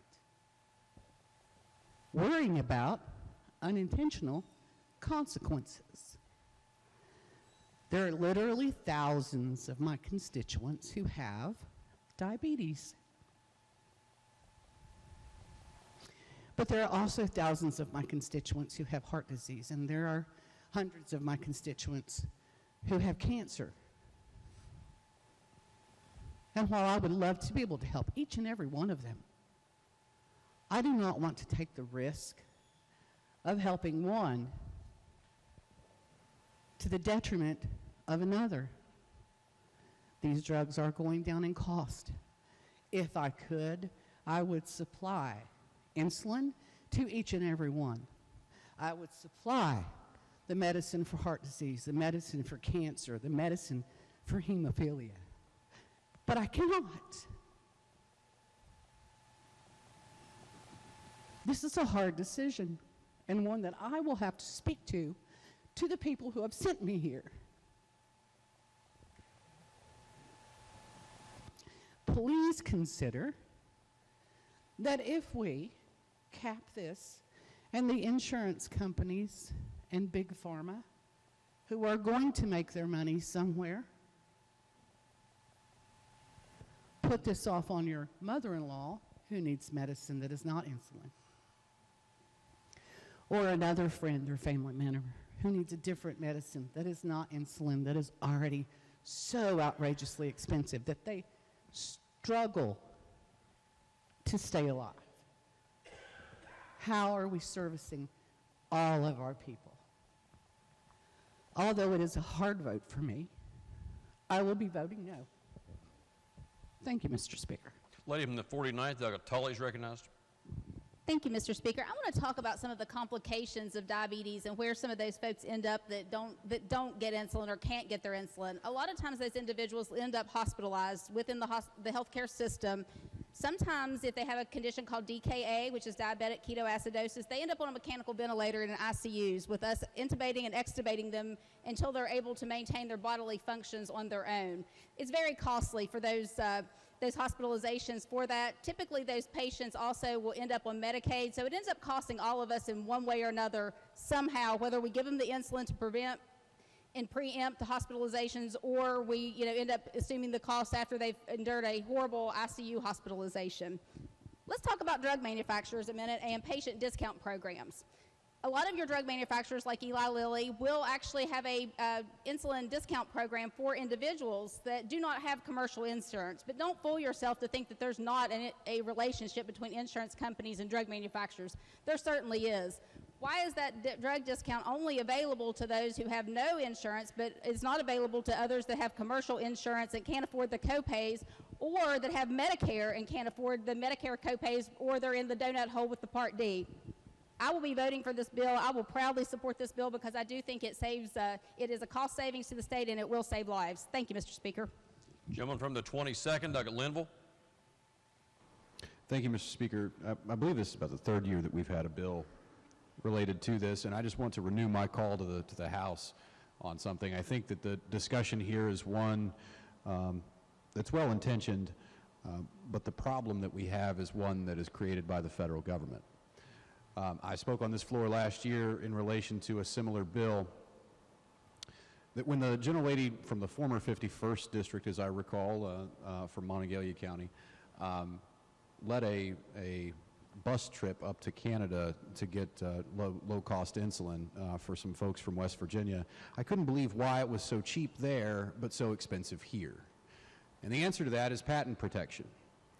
And we have patent protection for a reason. In pharmaceuticals, we want people to continue to advance and to bring in these drugs and to research and all those sorts of things. But for some reason, the way that the federal patent law works, these folks that hold patents in the United States are able to sell those drugs less expensively in other countries. And that's ridiculous. So, Mr. Speaker, we're balancing equities here. I've voted for this bill before, and I'll vote for this bill again. But we also need to start working with our federal lawmakers and point out this problem. And no drug should be any less expensive, not one dime, anywhere else in the world if you've got patent protection in the United States, starting with insulin. Thank you, Mr. Speaker. Gentleman from the 25th, Dr. Hornbuckle is recognized. Thank you, Mr. Speaker. We all have different views on this bill, but I want to applaud the gentleman from the 22nd. The gentleman from the 22nd, he's got it right on this issue. We need to be doing more. We have the power to conquer this. I sit here and I so appreciate the lady from McDowell County, the 36th District. I felt every single thing that she said. And what I also heard in that was, what about people with other conditions? And that's very valid. And I would never look down upon anyone for voting against this measure for that reason. And I know that her intent is pure and genuine, and I think we should take her lead. And these are the types of discussions that we get in this body that we need to ponder about. How do we reduce the cost of medicine? Because as the lady from the 56 said, everywhere else in the world, they do that in developed countries. It's only us. And so I knew a young girl who had juvenile diabetes, and there were several times during my high school career and college career where I had to save her life. I had a mother who was crying on the phone, at 2 o'clock in the morning asking me to get up and to come help Sissy. I can't get her. So I would have to travel to my house and try to pry my sister's mouth open and pour some orange juice in it, hoping that it would bring her back. And after years of that, it led to renal kidney failure. And so I then again had to step up and quite literally save her life. And so I would tell you all that this is not an economic debate. This is a life debate. There's not multiple positions. It's about life. And we have the power to save lives in here. And we should take this measure, but not only take this measure. Again, the gentlelady from the 36th and the gentleman from the 22nd, they make really good points. And I would suggest that when we're all here next year, that we dive deep and figure out how do we work and partner with others to make sure we're saving more lives. Thank you. Gentleman from the 26th, I got Rohrbach. Thank you, Mr. Speaker. Good morning, ladies and gentlemen. Actually, good afternoon. This is an important debate. When I first went into medicine about 40 years ago, you'd be interested to find insulin actually came from bovine and porcine pancreases that were ground up, and the insulin was derived. Problem is, people got tremendous antibodies over time. They get tremendous reactions at the insulin sites. They get really these big knots, and eventually the insulin wouldn't work very well because it was pig or beef insulin. It was close enough to human that it would bring your sugars down. Through the decades, we've had tremendous advances through bioengineering. So basically the insulin people use now is human insulin that's been bioengineered. It's incredible advances. Glucose is much better controlled. Why is that important? Everybody sees dialysis units around their cities. Number one cause of renal failure, uncontrolled diabetes. Number one cause of blindness, diabetes. Major increases in strokes, heart attacks, diabetes. So as I've listened to this debate, I decided to get on Eli Lilly's website. I knew they'd done some things recently, so I'll tell for the benefit of the body what they've done. Through the Eli Lilly Insulin Value Program, all Lilly insulins are available for $35 a month, whether you have commercial insurance or no insurance. So this is happening, whether this bill passes or not. Then you said, well, why do we need this bill? We need this bill, I think, to help raise awareness that the insulin is there, and absolutely not one person should go without insulin, which is the life-saving medication that they need. And I can assure you that you can support this bill now, and you can save not only immediate lives, but you can save a tremendous amount of complications that are really costly and devastating to individuals. Therefore, Mr. Speaker, I urge everybody to adopt or to pass this bill. For what purpose does the gentleman 29 seek recognition? Wish to speak to the bill. Has the gentleman spoken to the bill already? The gentleman asked questions previously. Okay, then the gentleman is recognized. Thank you, Mr. Speaker. With regard to the gentleman from the 76 and his comments, I believe he has it backwards. I believe that the effect which was brought forth in the line of questioning with the gentlelady from the 73rd was that the rates would be increased as an effect of this policy, not that rates should be increased on any particular individual. And with regard to the gentlelady from the 36th, I think she made some very relevant points here. And that is, many of us have people in our families who have these issues with type 1 and type 2 diabetes, and type 1 being an extremely difficult set of circumstances to deal with financially. And I have people in my family very close to me who are in those circumstances. However, we also have others around us who are, as previously stated, dealing with some very serious life-threatening issues as well. High blood pressure puts people at risk of a stroke. What happens when you don't get access to your blood pressure medicine at a cost that you can afford? And I fear that, aside from the statements about Eli Lilly, which, on a side note, make me wonder why can't we just put out a press release and let people know how cheap it is right now. That's on a side note. But anyway, I fear that what we're going to end up doing here, if those prices from Eli Lilly don't remain the same, and if we do cost shift around here, we're going to be asking people who are in one set of difficult circumstances to subsidize people or to make up the difference for people who are in another set of difficult circumstances.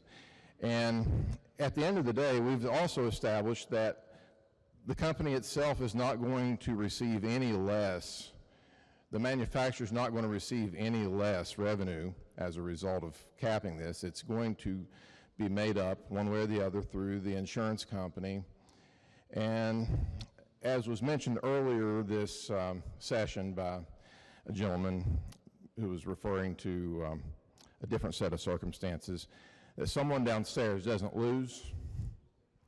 Well, if there's anything I know about an insurance company is if they feel threatened as far as their profits, they're not going to lose. That's literally their business. They don't lose. If we did somehow find a way to limit the cost of these co-pays for insulin, the insurance company is going to make up for it. And as was brought to light in the line of questioning with the gentlelady from the 73rd, it very well could end up that someone who is an insulin user ends up paying significantly more on their monthly premiums. And we're talking about on the private market here. Now, on the regulated market, the PEIA and the Medicaid and all that, we already have the authority to set things at certain levels, and that's an entirely different issue. But what this is all about is we're jumping in and we're trying to do a good thing here. We have good intentions, but like so much in government, we end up paving roads with our good intentions. And a lot of times those roads don't lead where we think they will. So for those reasons, I can't support this bill. Thank you. Gentleman from the 35th, Doug Advance. Thank you, Mr. Speaker. Would the gentleman from the 26th yield for some questions? Wait. I've sat and listened to this debate back and forth here a little bit, and I just want to ask you a few questions. I mean, you're in that field, that medical field and all that, so I figured I could get a good answer from you. So, if we pass this, I think the fear of it is if we pass this, that the rest of the premiums on everybody else will go up to coop their money from elsewhere. But what I want to ask is, if we don't pass this, is there regulations in our state that says that they can't raise premiums anyway for health? I mean, can these insurance companies raise their premiums as they want?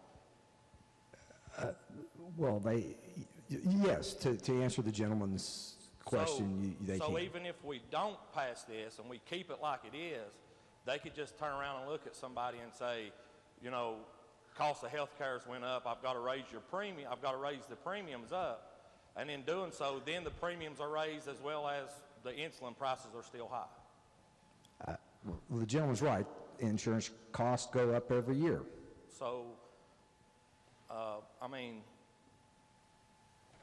that's what I'm trying to figure out, and I think I've got it zeroed in, I think. So, thank you. I'd like to speak to the bill. Gentleman's recognized. I know the understanding and what everybody's wanting to do, and I get it from both sides and all that, but to me, this is just a win. I mean, if they can raise the premiums without capping it, your money's going to go up anyway on them. People will go off of it anyway. But if we can help out somebody, and I know we want to help everybody, and maybe we can work on that later, but if we can help out somebody now, and if the premiums go up, they go up, but they can go up even without doing it. And I hate to speak against some of my friends and colleagues, but I'm going to support this bill just for the simple fact of that. But there's no guarantee that the rates don't rise without doing it. So if we can help out one group doing it, we might as well do it. Thank you. Is there other debate on this bill? Gentleman at 27th, Doug Griffith. Thank you, Mr. Speaker. I asked, if I may, I spoke to the bill, but I'd like to ask the delegate from the 26th a question. Does the gentleman yield for a question? Yes. As a doctor, have you an awareness that untreated diabetes or poorly treated diabetes is one of the major causes of the increase in health care? That is certainly a major driver. And so if that's the case, we're in effect, by poorly treating diabetes, already adversely affecting everyone who is in an insurance program. Certainly, chronic disease is one of the main increases in the cost of health care. And the untreated consequences of diabetes causes many of the concerns that have been expressed here, heart disease, kidney disease, the other things that we're not helping the copay with, but this untreated diabetes is going to cause, and is one of the major causes of those conditions. Is that not true? I believe the gentleman's correct. Thank you, Mr. Speaker. Thank you, sir. Is there other debate on this bill? Lady from the 73rd to close debate on the bill. Thank you, Mr. Speaker. I've listened to all the debate here today, and I understand this is a policy decision. I used to be a purist as well, where no price controls. That's not the Republican thing to do. That's not the capitalist thing to do. I'm absolutely against it. But over the years, I've softened a bit as I've thought through how do these government policies, how do these companies, these drug companies, these insurance companies, how do they impact the citizens in my district, the citizens in West Virginia? Drug companies and insurance companies, I feel, may be taking advantage of our people. Insulin has been around for 100 years. And how do they take advantage? They create a new delivery method. We had this debate before on epinephrine, right? The EpiPen. All of a sudden the EpiPen came out, new patent, new delivery model. You got to buy the EpiPen, you got to buy the EpiPen. How much money does it cost? Where you can buy epinephrine in a jar, in a vial with a syringe, and it costs hardly anything. I think we are here to help our people. We need good health outcomes for our people.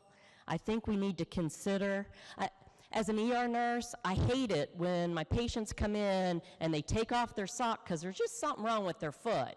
And they've got rotten toes and rotten feet, and I know we got to cut them off. I know there's no other way to take care of this. And I say to them, have you been taking your insulin? No, ma'am. No, ma'am, I can't afford my insulin. I think it's time that we consider what's best for the people of our state and help them as they need, and I think this is not a step that's too unreasonable. I urge passage. Debate on the bill has been closed. The question before the House is, shall the bill pass? Those in favor of passage of the bill will vote aye. Those opposed will vote no. The clerk will prepare the machine.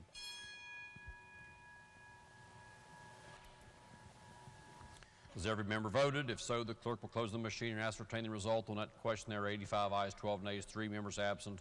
Majority of members voting in the affirmative. The chair declares that bill passed. The clerk will please report the title. Committee substitute for Senate Bill 577, reducing copay cap on insulin and devices and permitting purchase of testing equipment without prescription. Are there title amendments? Delegate Summers moves to amend the title. The question is on the adoption of the title amendment. Those in favor of adoption of the title amendment will please say aye. Those opposed will please say no. The ayes have it. Chair declares the title amendment adopted. The title as amended by the House will be and remain the title of the bill. The clerk will please communicate the action of the House to the Senate. Next bill on, for what purpose does lady in the 49th seek recognition? Clerk will please report the next bill on third reading. Committee substitute for Senate Bill 594, specifying fairness in cost-sharing calculations for certain high-deductible health plans. Are there objections to having this bill explained in lieu of having it read? If not, lady from the 49th, Doug Tully to explain the bill. Thank you, Mr. Speaker. Federal guidance requires a high-deductible health plan to disregard drug discounts and other manufacturers and provider discounts in determining the minimum deductible for a high-deductible health plan has been satisfied and only allows amounts actually paid by the individual to be taken into account for that purpose. This guidance appears not to allow a health plan to qualify as a high-deductible health plan if the plan counts manufacturers and provider discounts toward its deductibles. If that is the case, then commercial health insurance coverage issued and renewed in West Virginia on or after January 1st, 2020 may not qualify as a high-deductible health plan. However, employers and individual insureds could have continued contributing to their health care savings accounts based upon good faith belief in their eligibility. This bill adds a savings clause to protect those patients. This prevents the state law from jeopardizing patients' eligibility to contribute to their health care savings accounts, ensures that the cost-sharing assistance will count toward out-of-pocket obligations once patients satisfy the minimal deductible set by the IRS for the high-deductible health plans. I urge passage. The question before the House is shall the bill pass. Is there debate on the bill? If not, those in favor of passage of the bill will vote aye. Those opposed will vote no. The clerk will prepare the machine.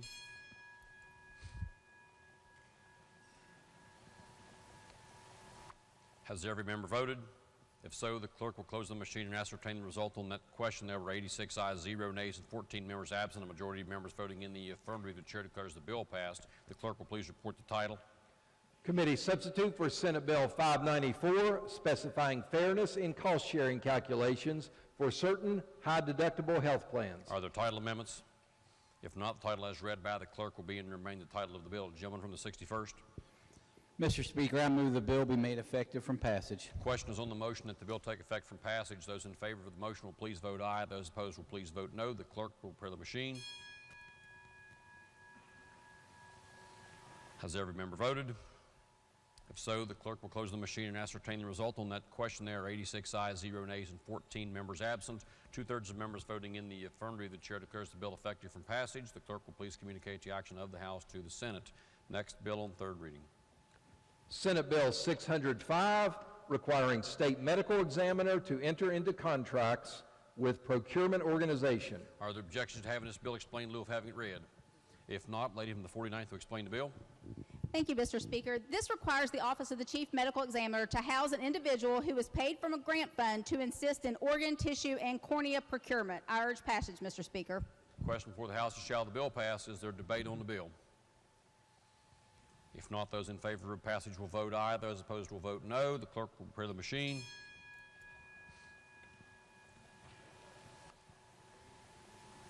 Has every member voted?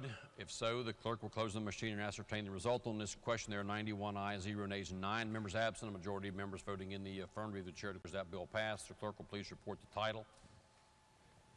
Senate Bill 605, requiring state medical examiner to enter into contracts with procurement organization. Are there title amendments? If not, the title as read by the clerk will be and remain the title of the bill. Gentleman from the 61st.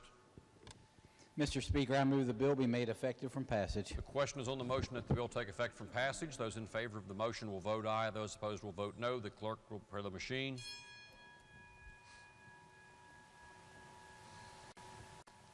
Gentleman to 7th, Doug Sheedy, your vote's not registered.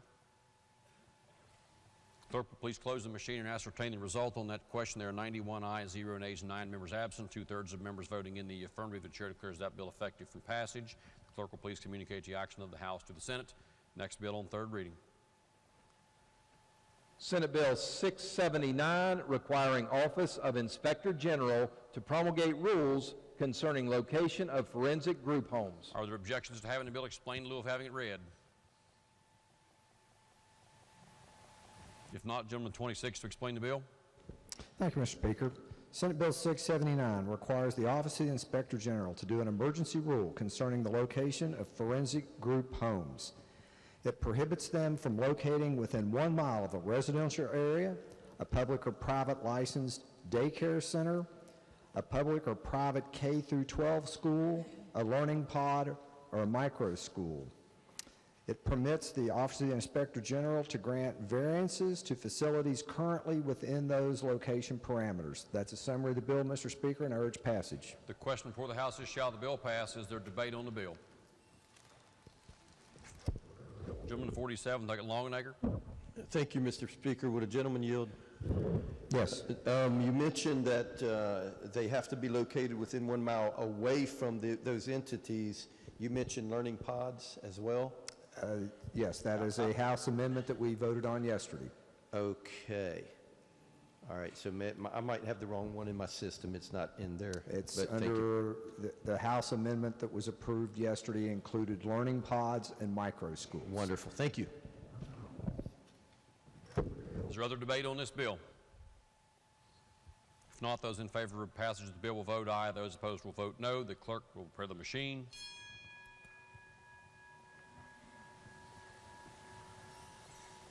Has every member voted?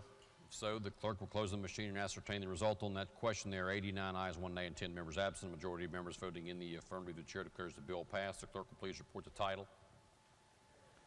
Senate Bill 679, requiring Office of Inspector General to promulgate rules concerning location of forensic group homes. Are there title amendments?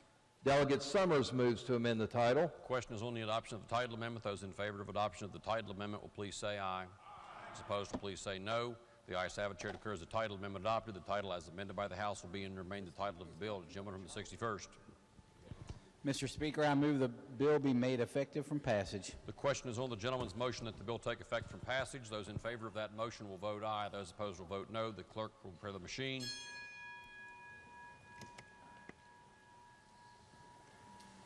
Has every member voted? If so, the clerk will close the machine and ascertain the result on that question. There were 90 ayes, 1 nay, and 9 members absent. 2/3 of members voting in the affirmative. The chair declares that bill effective from passage. The clerk will please communicate the action of the House to the Senate. Next bill on third reading.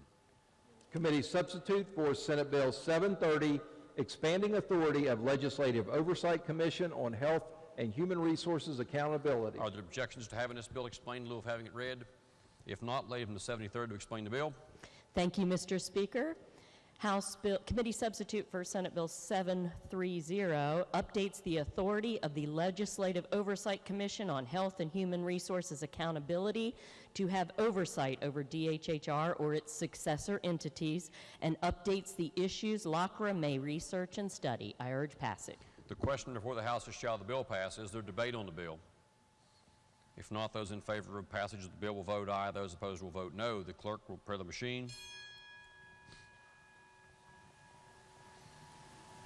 Has every member voted? If so, the clerk will close the machine and ascertain the result. On that question, there were 91 ayes, 0 nays, and 9 members absent. A majority of members voting in the affirmative. The chair declares that bill passed. The clerk will please report the title. Committee substitute for Senate Bill 730, expanding authority of Legislative Oversight Commission on Health and Human Resources Accountability. Are there title amendments? Delegate Summers moves to amend the title. The question is on the adoption of the title amendment. Those in favor of adoption of the title amendment will please say aye. Those opposed will please say no. The ayes have it. Chair declares the title amendment adopted. The title as amended by the House will be and remain the title of the bill. Gentleman from the 61st. Mr. Speaker, I move the bill be made effective from passage. The question is on the motion that the bill take effect from passage. Those in favor of the motion will vote aye. Those opposed will vote no. The clerk will prepare the machine.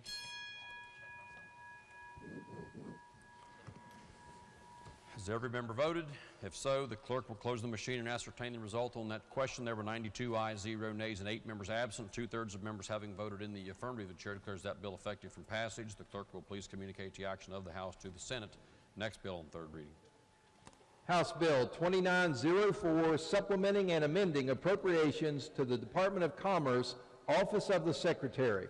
Are there objections to having the bill explained in lieu of having it read? If not, gentleman from the 12th to explain the bill. Thank you. Thank you, Mr. Speaker.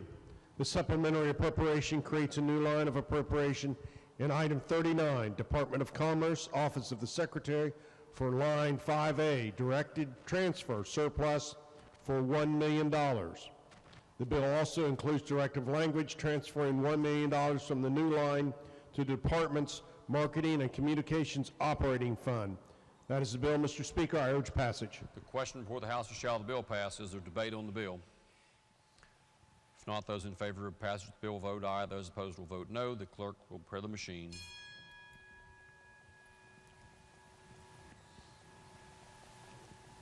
Has every member voted? If so, the clerk will close the machine and ascertain the result on that question. There were 89 ayes, 0 nays, and 11 members absent. A majority of members having voted in the affirmative, the chair declares that bill passed. The clerk will please report the title. House Bill 2904, supplementing and amending appropriations to the Department of Commerce, Office of the Secretary. Are there title amendments? If not, the title as read by the clerk will be and remain the title of the bill. Gentleman from the 61st. Mr. Speaker, I move the bill be made effective from passage. The question is on the motion that the bill take effect from passage. Those in favor of that motion will vote aye. Those opposed will vote no. The clerk will prepare the machine.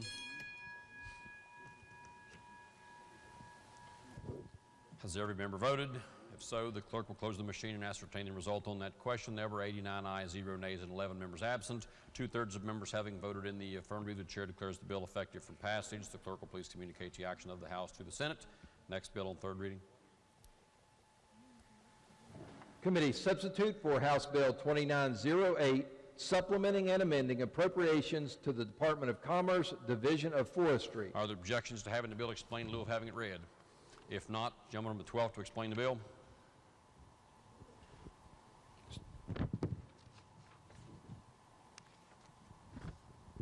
Thank you, Mr. Speaker.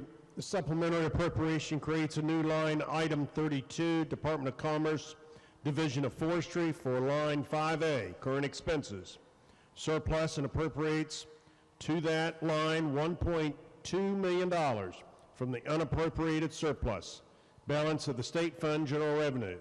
The bill also creates a new line, 6A, equipment. Surplus and appropriates to that line $800,000 from the unappropriated balance of state funds general revenue. That is the bill, Mr. Speaker. I urge passage. The question before the House is shall the bill pass. Is there debate on the bill?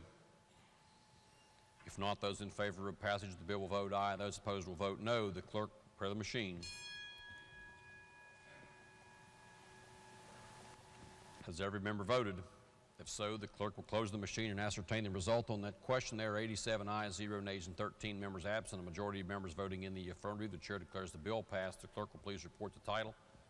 Committee substitute for House Bill 2908, supplementing and amending appropriations to the Department of Commerce, Division of Forestry. Are there title amendments? If not, the title as read by the clerk will be and remain the title of the bill. Gentleman to 61st.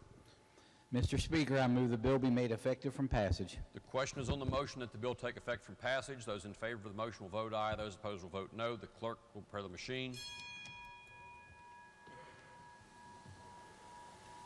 Has every member voted?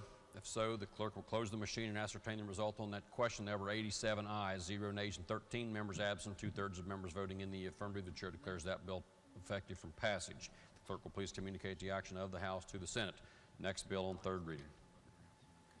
House Bill 3557, making a supplementary appropriation to the Department of Veterans Assistance. Are there objections to having this bill explained in lieu of having it read?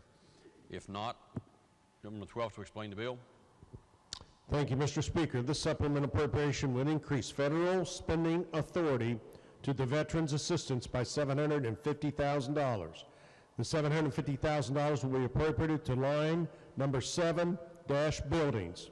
I urge passage. The question before the House is shall the bill pass. Gentleman from the 52nd row. Speaker, if the gentleman would yield for a question. Now, I see this is only for about $750,000. Are we running out of money? No, sir. This is federal spending authority for the startup costs on a grant project that will be reimbursed at a later date. These monies will also be used for the deferred maintenance at the Clarksburg VA Medical Center. Good. Thank you. Question still is, shall the bill pass? Is there debate on the bill? If not, those in favor of passage of the bill will vote aye. Those opposed will vote no. The clerk will prepare the machine.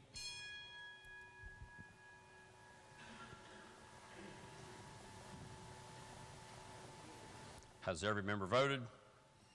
If so, the clerk will close the machine and ascertain the result on that question. There were 88 ayes, 0 nays, and 12 members absent. Majority of members having voted in the affirmative. The chair declares that bill passed. The clerk will please report the title.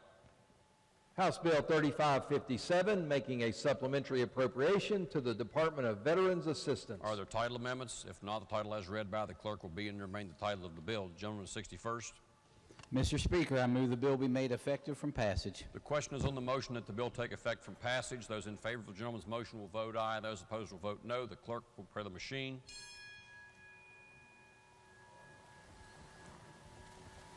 Has every member voted? If so, the clerk will close the machine and ascertain the result on that question. There were 85 ayes, 0 nays, and 15 members absent, 2/3 of members voting in the affirmative. The chair declares that bill effective from passage. The clerk will please communicate the action of the House to the Senate. Are there other bills on third reading? If not, bills on second reading. Committee substitute for Senate Bill 51, requiring impact statement in certain instances of school closing or consolidation. Are there amendments? Delegate Tully moves to amend the bill on page 4, line 66, by striking the semicolon and inserting, as determined by a 30-year analysis of population trends and property tax assessments. Question is on the amendment just read by the clerk. Chair recognizes the sponsor, lady from the 49th, Delegate Tully.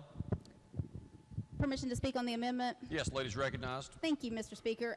This simply allows the school boards to look at a 30-year analysis of population trends and property tax assessments to see where the areas in the county are growing and where they are declining. We want to build our schools in places where people want to live, work, and raise their families. That's been our motto in this House for a while now, and I think that this just adds some extra scrutiny to those areas and allows the school boards to make a better consideration of where new schools should be constructed. Thank you, Mr. Speaker. Is there debate on the amendment? Gentleman in the 48th, Delegate Hannah is recognized. Thank you, Mr. Speaker. I haven't stood up and spoke many times this year. I've been kind of waiting. You know, I feel like the less you speak, the more people listen, and today seems like the day that I think I want you guys to listen. So, this is obviously a bad amendment, and I'll tell you why. It's because it's an attack on small towns. When we think of the cities and towns in our state, we often think of Huntington, Wheeling, even Charleston. We had the mayor of Charleston here today.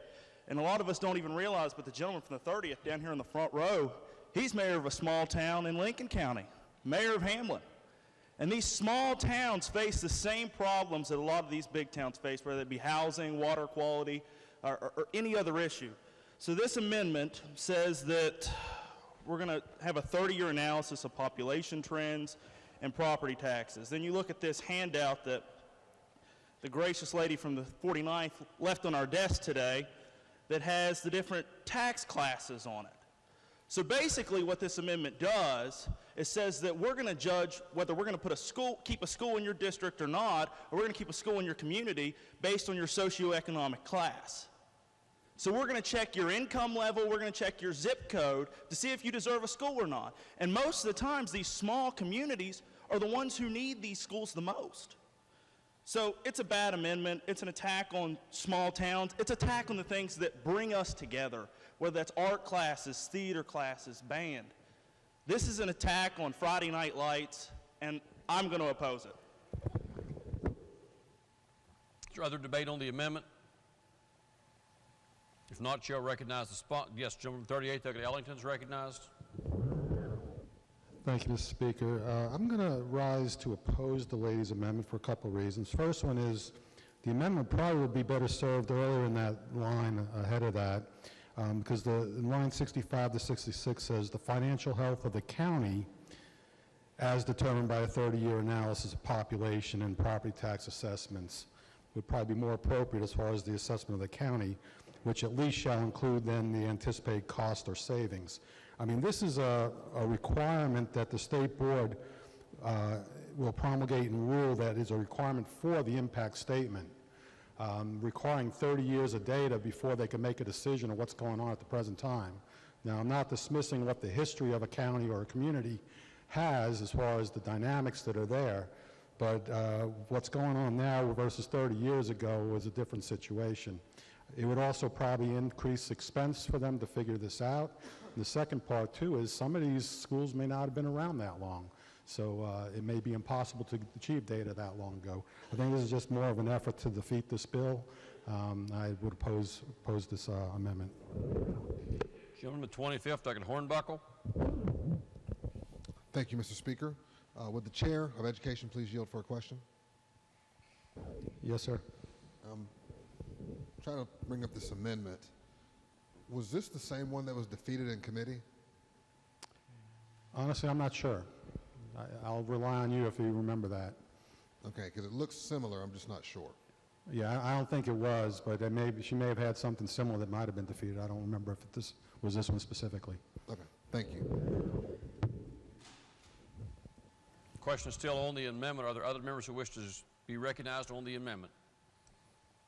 If not, shall recognize the sponsor to close debate on the amendment. Lady from the 49th. Thank you, Mr. Speaker. This certainly isn't an attack on anyone. It is actually just requiring, what we want out of our school boards, and what we've always stated here that we've wanted out of our school boards is to be fiscally responsible with our taxpayer dollars. And that includes like where we construct the schools. I'm truly sorry if we have communities maybe that are dwindling in population and others want to live in places. We were talking about top property tax assessments, and you can see on the back, actually, if you follow the blue line, that is how much the Nicholas County High School feeder areas have increased in property taxes, your class 2s and 3s, and that's not a socioeconomic class. That looks at businesses, that looks at everything within the totality of the tax brackets. And you can actually see like where the Richwood population there on the green line, really you haven't seen much growth there in the area. We want to build our schools where we have people that are living and where people want to live and are building their homes and putting their businesses, and so that every child has the best education opportunities. So I would urge adoption of this amendment. Thank you, Mr. Speaker. The question is, shall the amendment be adopted? Those in favor of adoption of the amendment, roll call vote on the amendment is demanded. Is the demand sustained? The demand is sustained. The question is, shall the amendment be adopted? Those in favor of adoption will vote aye. Those opposed will vote no. The clerk will prepare the machine.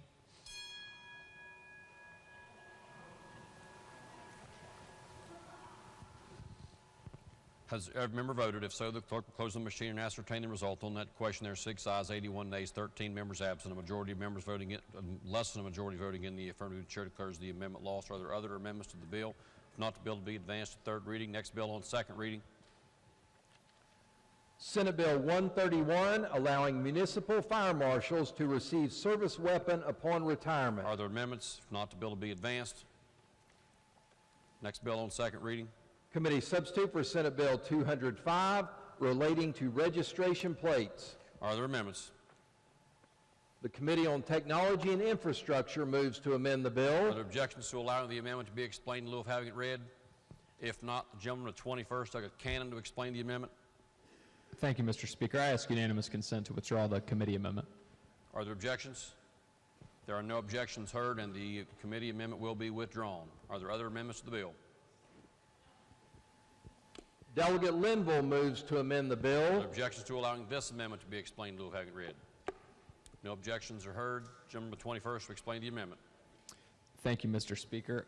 I believe we changed the amendment to be under my name previously. It should be updated in the system. The amendment makes technical corrections requested by the Senate so that they will concur with our changes and incorporates our committee's strike and insert amendment. That strike and insert amendment does the following. It strikes a section that would have allowed plates to be issued by a joint resolution. It allows via the passage of a concurrent resolution of the legislature for the number of required signatures on a petition requesting a special license plate to be lowered to 100 without the requirement to prepay for the cost of registration. It allows the DMV to create a process for issuance of special plates by special make to order rather than the current process of stocking all available special license plates at every DMV office, and allows for rulemaking to accomplish the same. It allows government service plates for any class of vehicle, and it adds language that the Committee on Technology and Infrastructure has previously approved, allowing for free plates to recipients of the Distinguished Service Cross, Navy Cross, and Air Force Cross. Mr. Speaker, that is the amendment. I encourage adoption. Is the amendment visible in the system? It is in mine. Okay, then the question for the House is, shall the amendment be adopted? Is there debate on the amendment? Gentleman 98, Fellow Espinosa. Thank you, Mr. Speaker. Will the Vice Chairman yield? I will yield.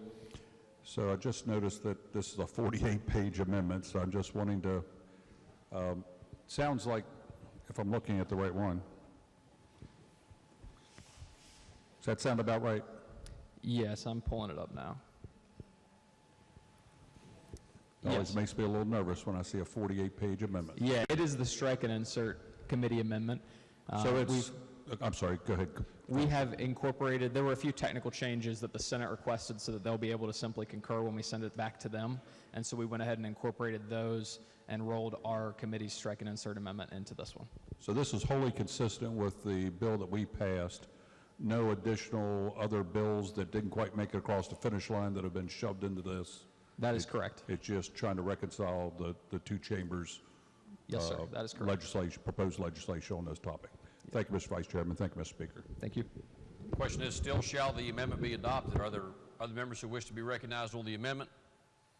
If not, those in favor of adoption of the amendment will please say aye. As opposed, please say no. The ayes have it. Chair declares the amendment adopted. Are there other amendments to the bill? If not, the bill will be advanced to third reading. Next bill on second reading. Senate Bill 246, revising membership of Broadband Enhancement Council. Are there amendments? If not, the bill will be advanced. Committee substitute for Senate Bill 268, relating to PEIA. Gentleman to 61st. Mr. Speaker, I ask unanimous consent to move to third with general right to amend. Are there objections? There are no objections, and the bill will be so advanced. Next bill on second reading.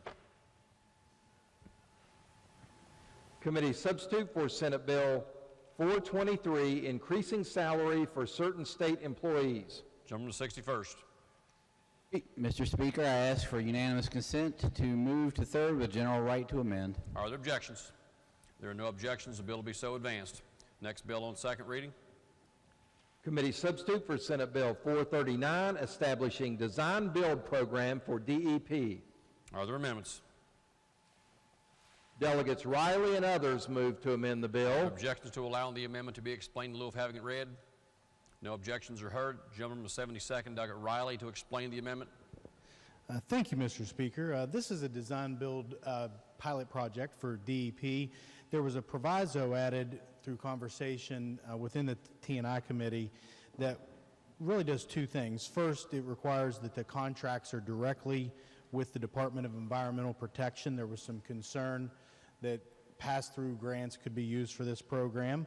It also sets in total aggregate value not to exceed $50 million for the pilot program.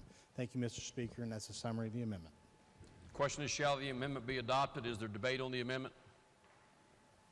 If not, those in favor of adoption of the amendment will please say aye. As opposed to, please say no. The ayes have it. Chair declares that amendment adopted. Are there other amendments to the bill? If not, the bill will be advanced to third reading. Next bill on second reading.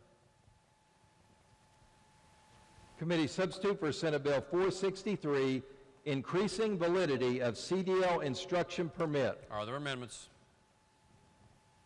Delegate Linville moves to amend the bill. Are there objections to allow the gentleman to explain the amendment? No objections are heard. Gentleman 22nd to explain the amendment. Very brief. So you're in the wrong bill.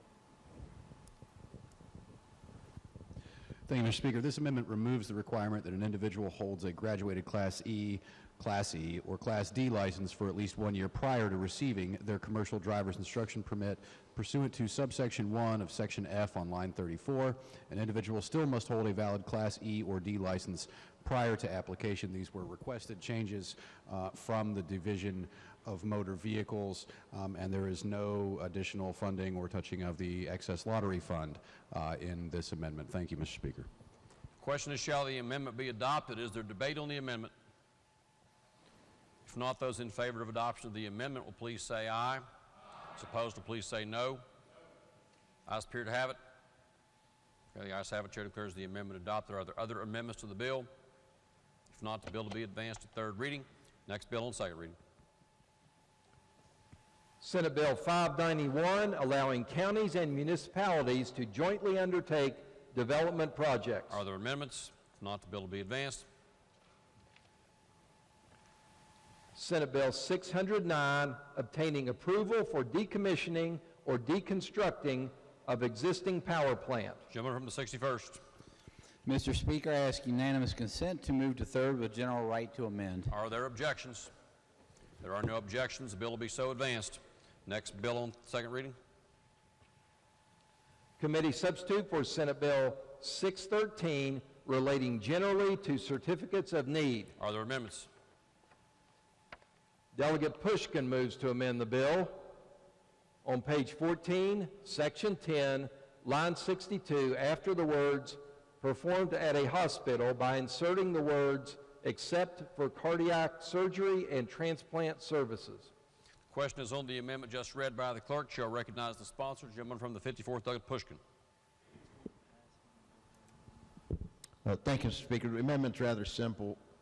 The bill itself, it removes a lot of the requirements for certificate of need. It's for those who weren't here for the past few sessions, it's been, we've debated the requirement, whether to require certain services or not for certificate of need for years in here. This just limits it to, this removes cardiac surgery and transplant services from the bill, so that you would still have the requirement for a certificate of need just for those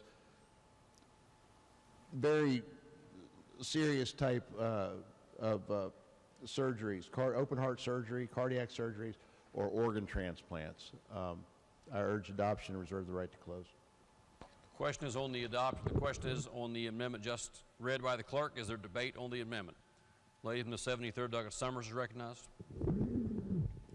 Thank you, Mr. Speaker. I would like to urge rejection of the amendment. Transplantation surgeries are already accredited, have to go through a federal accreditation process before they ever come to the state. So I think that's unnecessary. And I also don't think we should limit cardiac care opportunities for our citizens as this would do. The question still is on the amendment read by the clerk. Is there debate on the amendment read by the clerk? If not, she'll recognize the sponsor to close debate on the amendment. Gentleman 54th, Delegate Pushkin. Thank you, Mr. Speaker. This is something we really need to think about. This is definitely not a partisan issue. This is about ensuring the best care for our friends and our loved ones, our family members, when they're getting these most serious of surgeries, whether it's open heart surgery or organ transplants. Often I don't think quantity definitely does not equate quality in these. I mean, I think most people realize they're going to have to go to a larger facility when it comes to open heart surgery or for organ transplants. I really urge the body to think about this particular vote.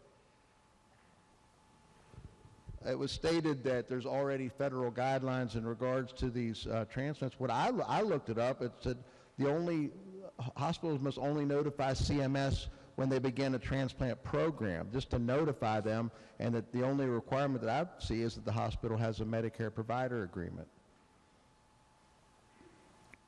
So I don't think there is as much federal regulation on it.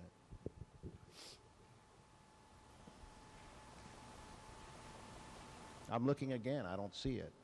So I would just, this is only for the most serious of procedures, open heart surgery and organ transplants. Do we want these at these smaller hospitals to be able to do this? And I understand the point behind the bill.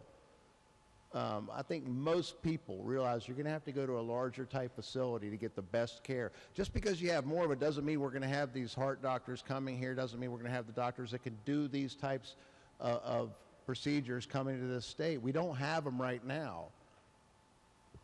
And not to mention the staff that's equipped to work on this. This is about ensuring the best care for our friends, neighbors, family, loved ones. I would strongly urge a yes vote on the amendment. Thank you. The question before the House is, shall the amendment be adopted? Those in favor of adoption of the amendment will please say aye. Aye. Those opposed, please say no. No. Noes appear to have it. Okay, the noes have it. Chair declares the amendment lost. Are there other amendments to the bill? If not, the bill will be advanced to third reading. Next bill on second reading. Committee substitute for House Bill 2024 budget bill making appropriations of public money out of the Treasury in accordance with Section 51, Article 6 of the Constitution. Gentleman from the 61st. Mr. Speaker, I ask unanimous consent to move to the third with general right to amend. Are there objections? There are no objections. Bill will be so advanced. Are there other bills on second reading? If not, bills on first reading.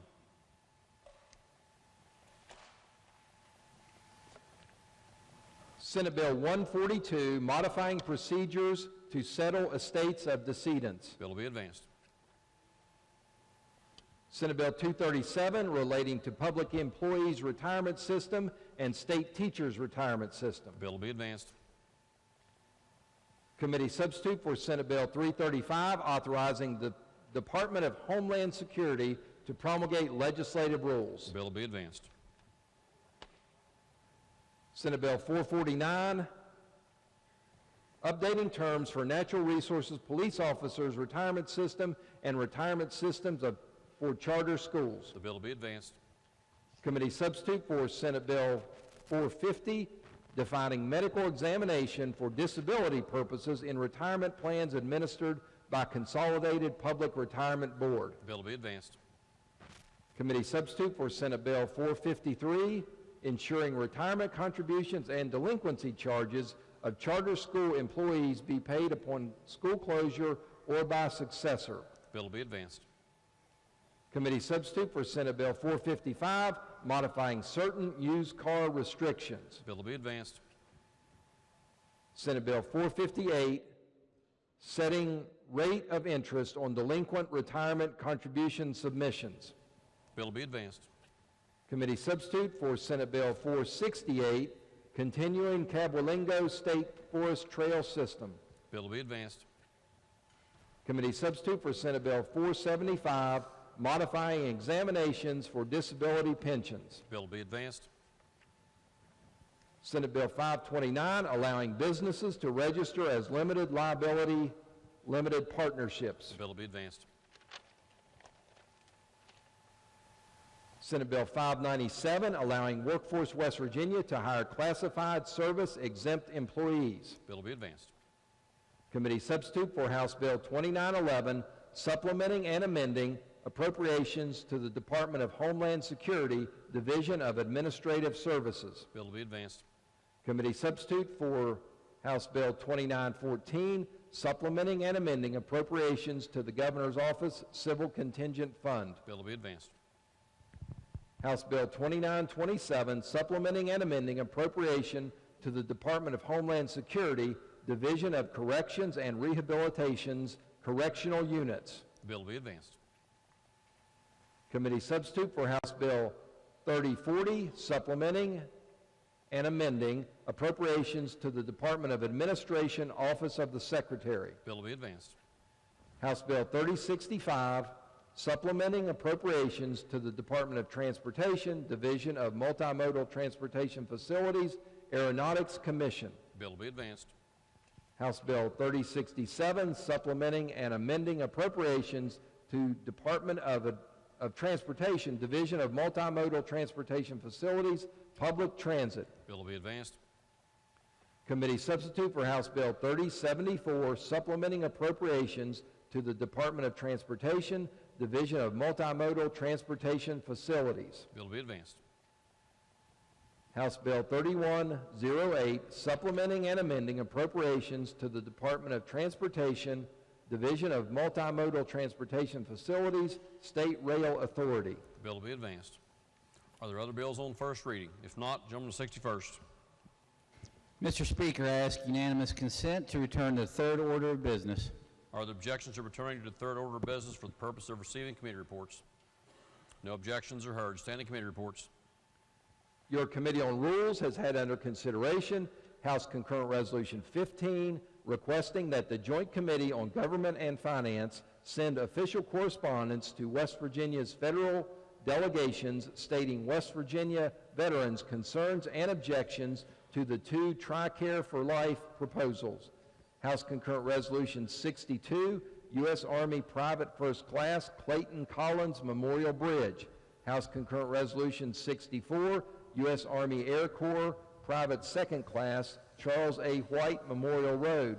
And committee substitute for Senate Concurrent Resolution 17, U.S. Navy Petty Officer Second Class Philip Joseph P.J. Hayner Memorial Bridge, and report the same back with the recommendation that they each be adopted. That report will be received. Leaves of absence. Gentleman of the 61st. Thank you, Mr. Speaker. For our colleagues, Delegate Howe and Delegate Farrell. Are there objections to leaves of absence being granted? No objections are heard, and those leaves of absence will be granted. Introductions. Introductions. Miscellaneous business. Miscellaneous business. Gentleman from the 61st. Thank you, Mr. Speaker. I move subject to announcements that the House adjourn until 11 a.m. tomorrow. Wait, till 9 a.m. tomorrow. Are there announcements? Are there announcements? Gentleman from the 97th, Douglas Hardy. Thank you, Mr. Speaker. It's good to be back. Mr. Speaker, your Committee on Finance will meet today, March 3rd at 3 p.m. in the Finance Committee room. The agenda is posted. Thank you, Mr. Speaker. Gentleman from the 51st, Douglas Fast. Thank you, Mr. Speaker. Your Committee on Judiciary will meet today at 3 p.m. in the committee meeting room. We will resume our agenda, and there will be additional bills added. I do not know what they are right now, but I'm just telling you there will be additional bills added. Thank you. Gentleman from the 1st, Douglas McGeehan. Thank you, Mr. Speaker. Your Committee on Government Organization will meet in the committee room at 2 o'clock this afternoon. Republicans caucus in the chair's office at 1:45. Gentleman from the 43rd, Douglas Tony. Thank you, Mr. Speaker. Your Committee on Education will resume the posted agenda at 2:30 in the Education Committee room. If time allows, the committee will start the posted agenda this afternoon. Members who took their packets with them this morning need to bring them back, and additionally, Republican members will meet at 2 o'clock in the chairman's office. Gentleman from the 72nd, Douglas Riley. Thank you, Mr. Speaker. Republicans will caucus today in the East Wing Committee room at 4:30 p.m. That's room 215E. Thank you. Gentleman from the 61st, Douglas Jeffries. Thank you, Mr. Speaker. Your Committee on Rules will meet tomorrow at 8:45 a.m. behind the chamber. Are there other announcements? If not, the question before the House. Yes, gentleman from the 25th, Douglas Hornbuckle. Thank you, Mr. Speaker. Immediately upon adjournment, Democrats will caucus in the Carter Conference Room. Thank you. Are there other announcements? If not, the question is on the motion that the House stand adjourned until 9 o'clock, 9 a.m. tomorrow. Those in favor of the motion, please say aye. Those opposed, please say no. The ayes have it. The House is adjourned until 9 a.m. tomorrow.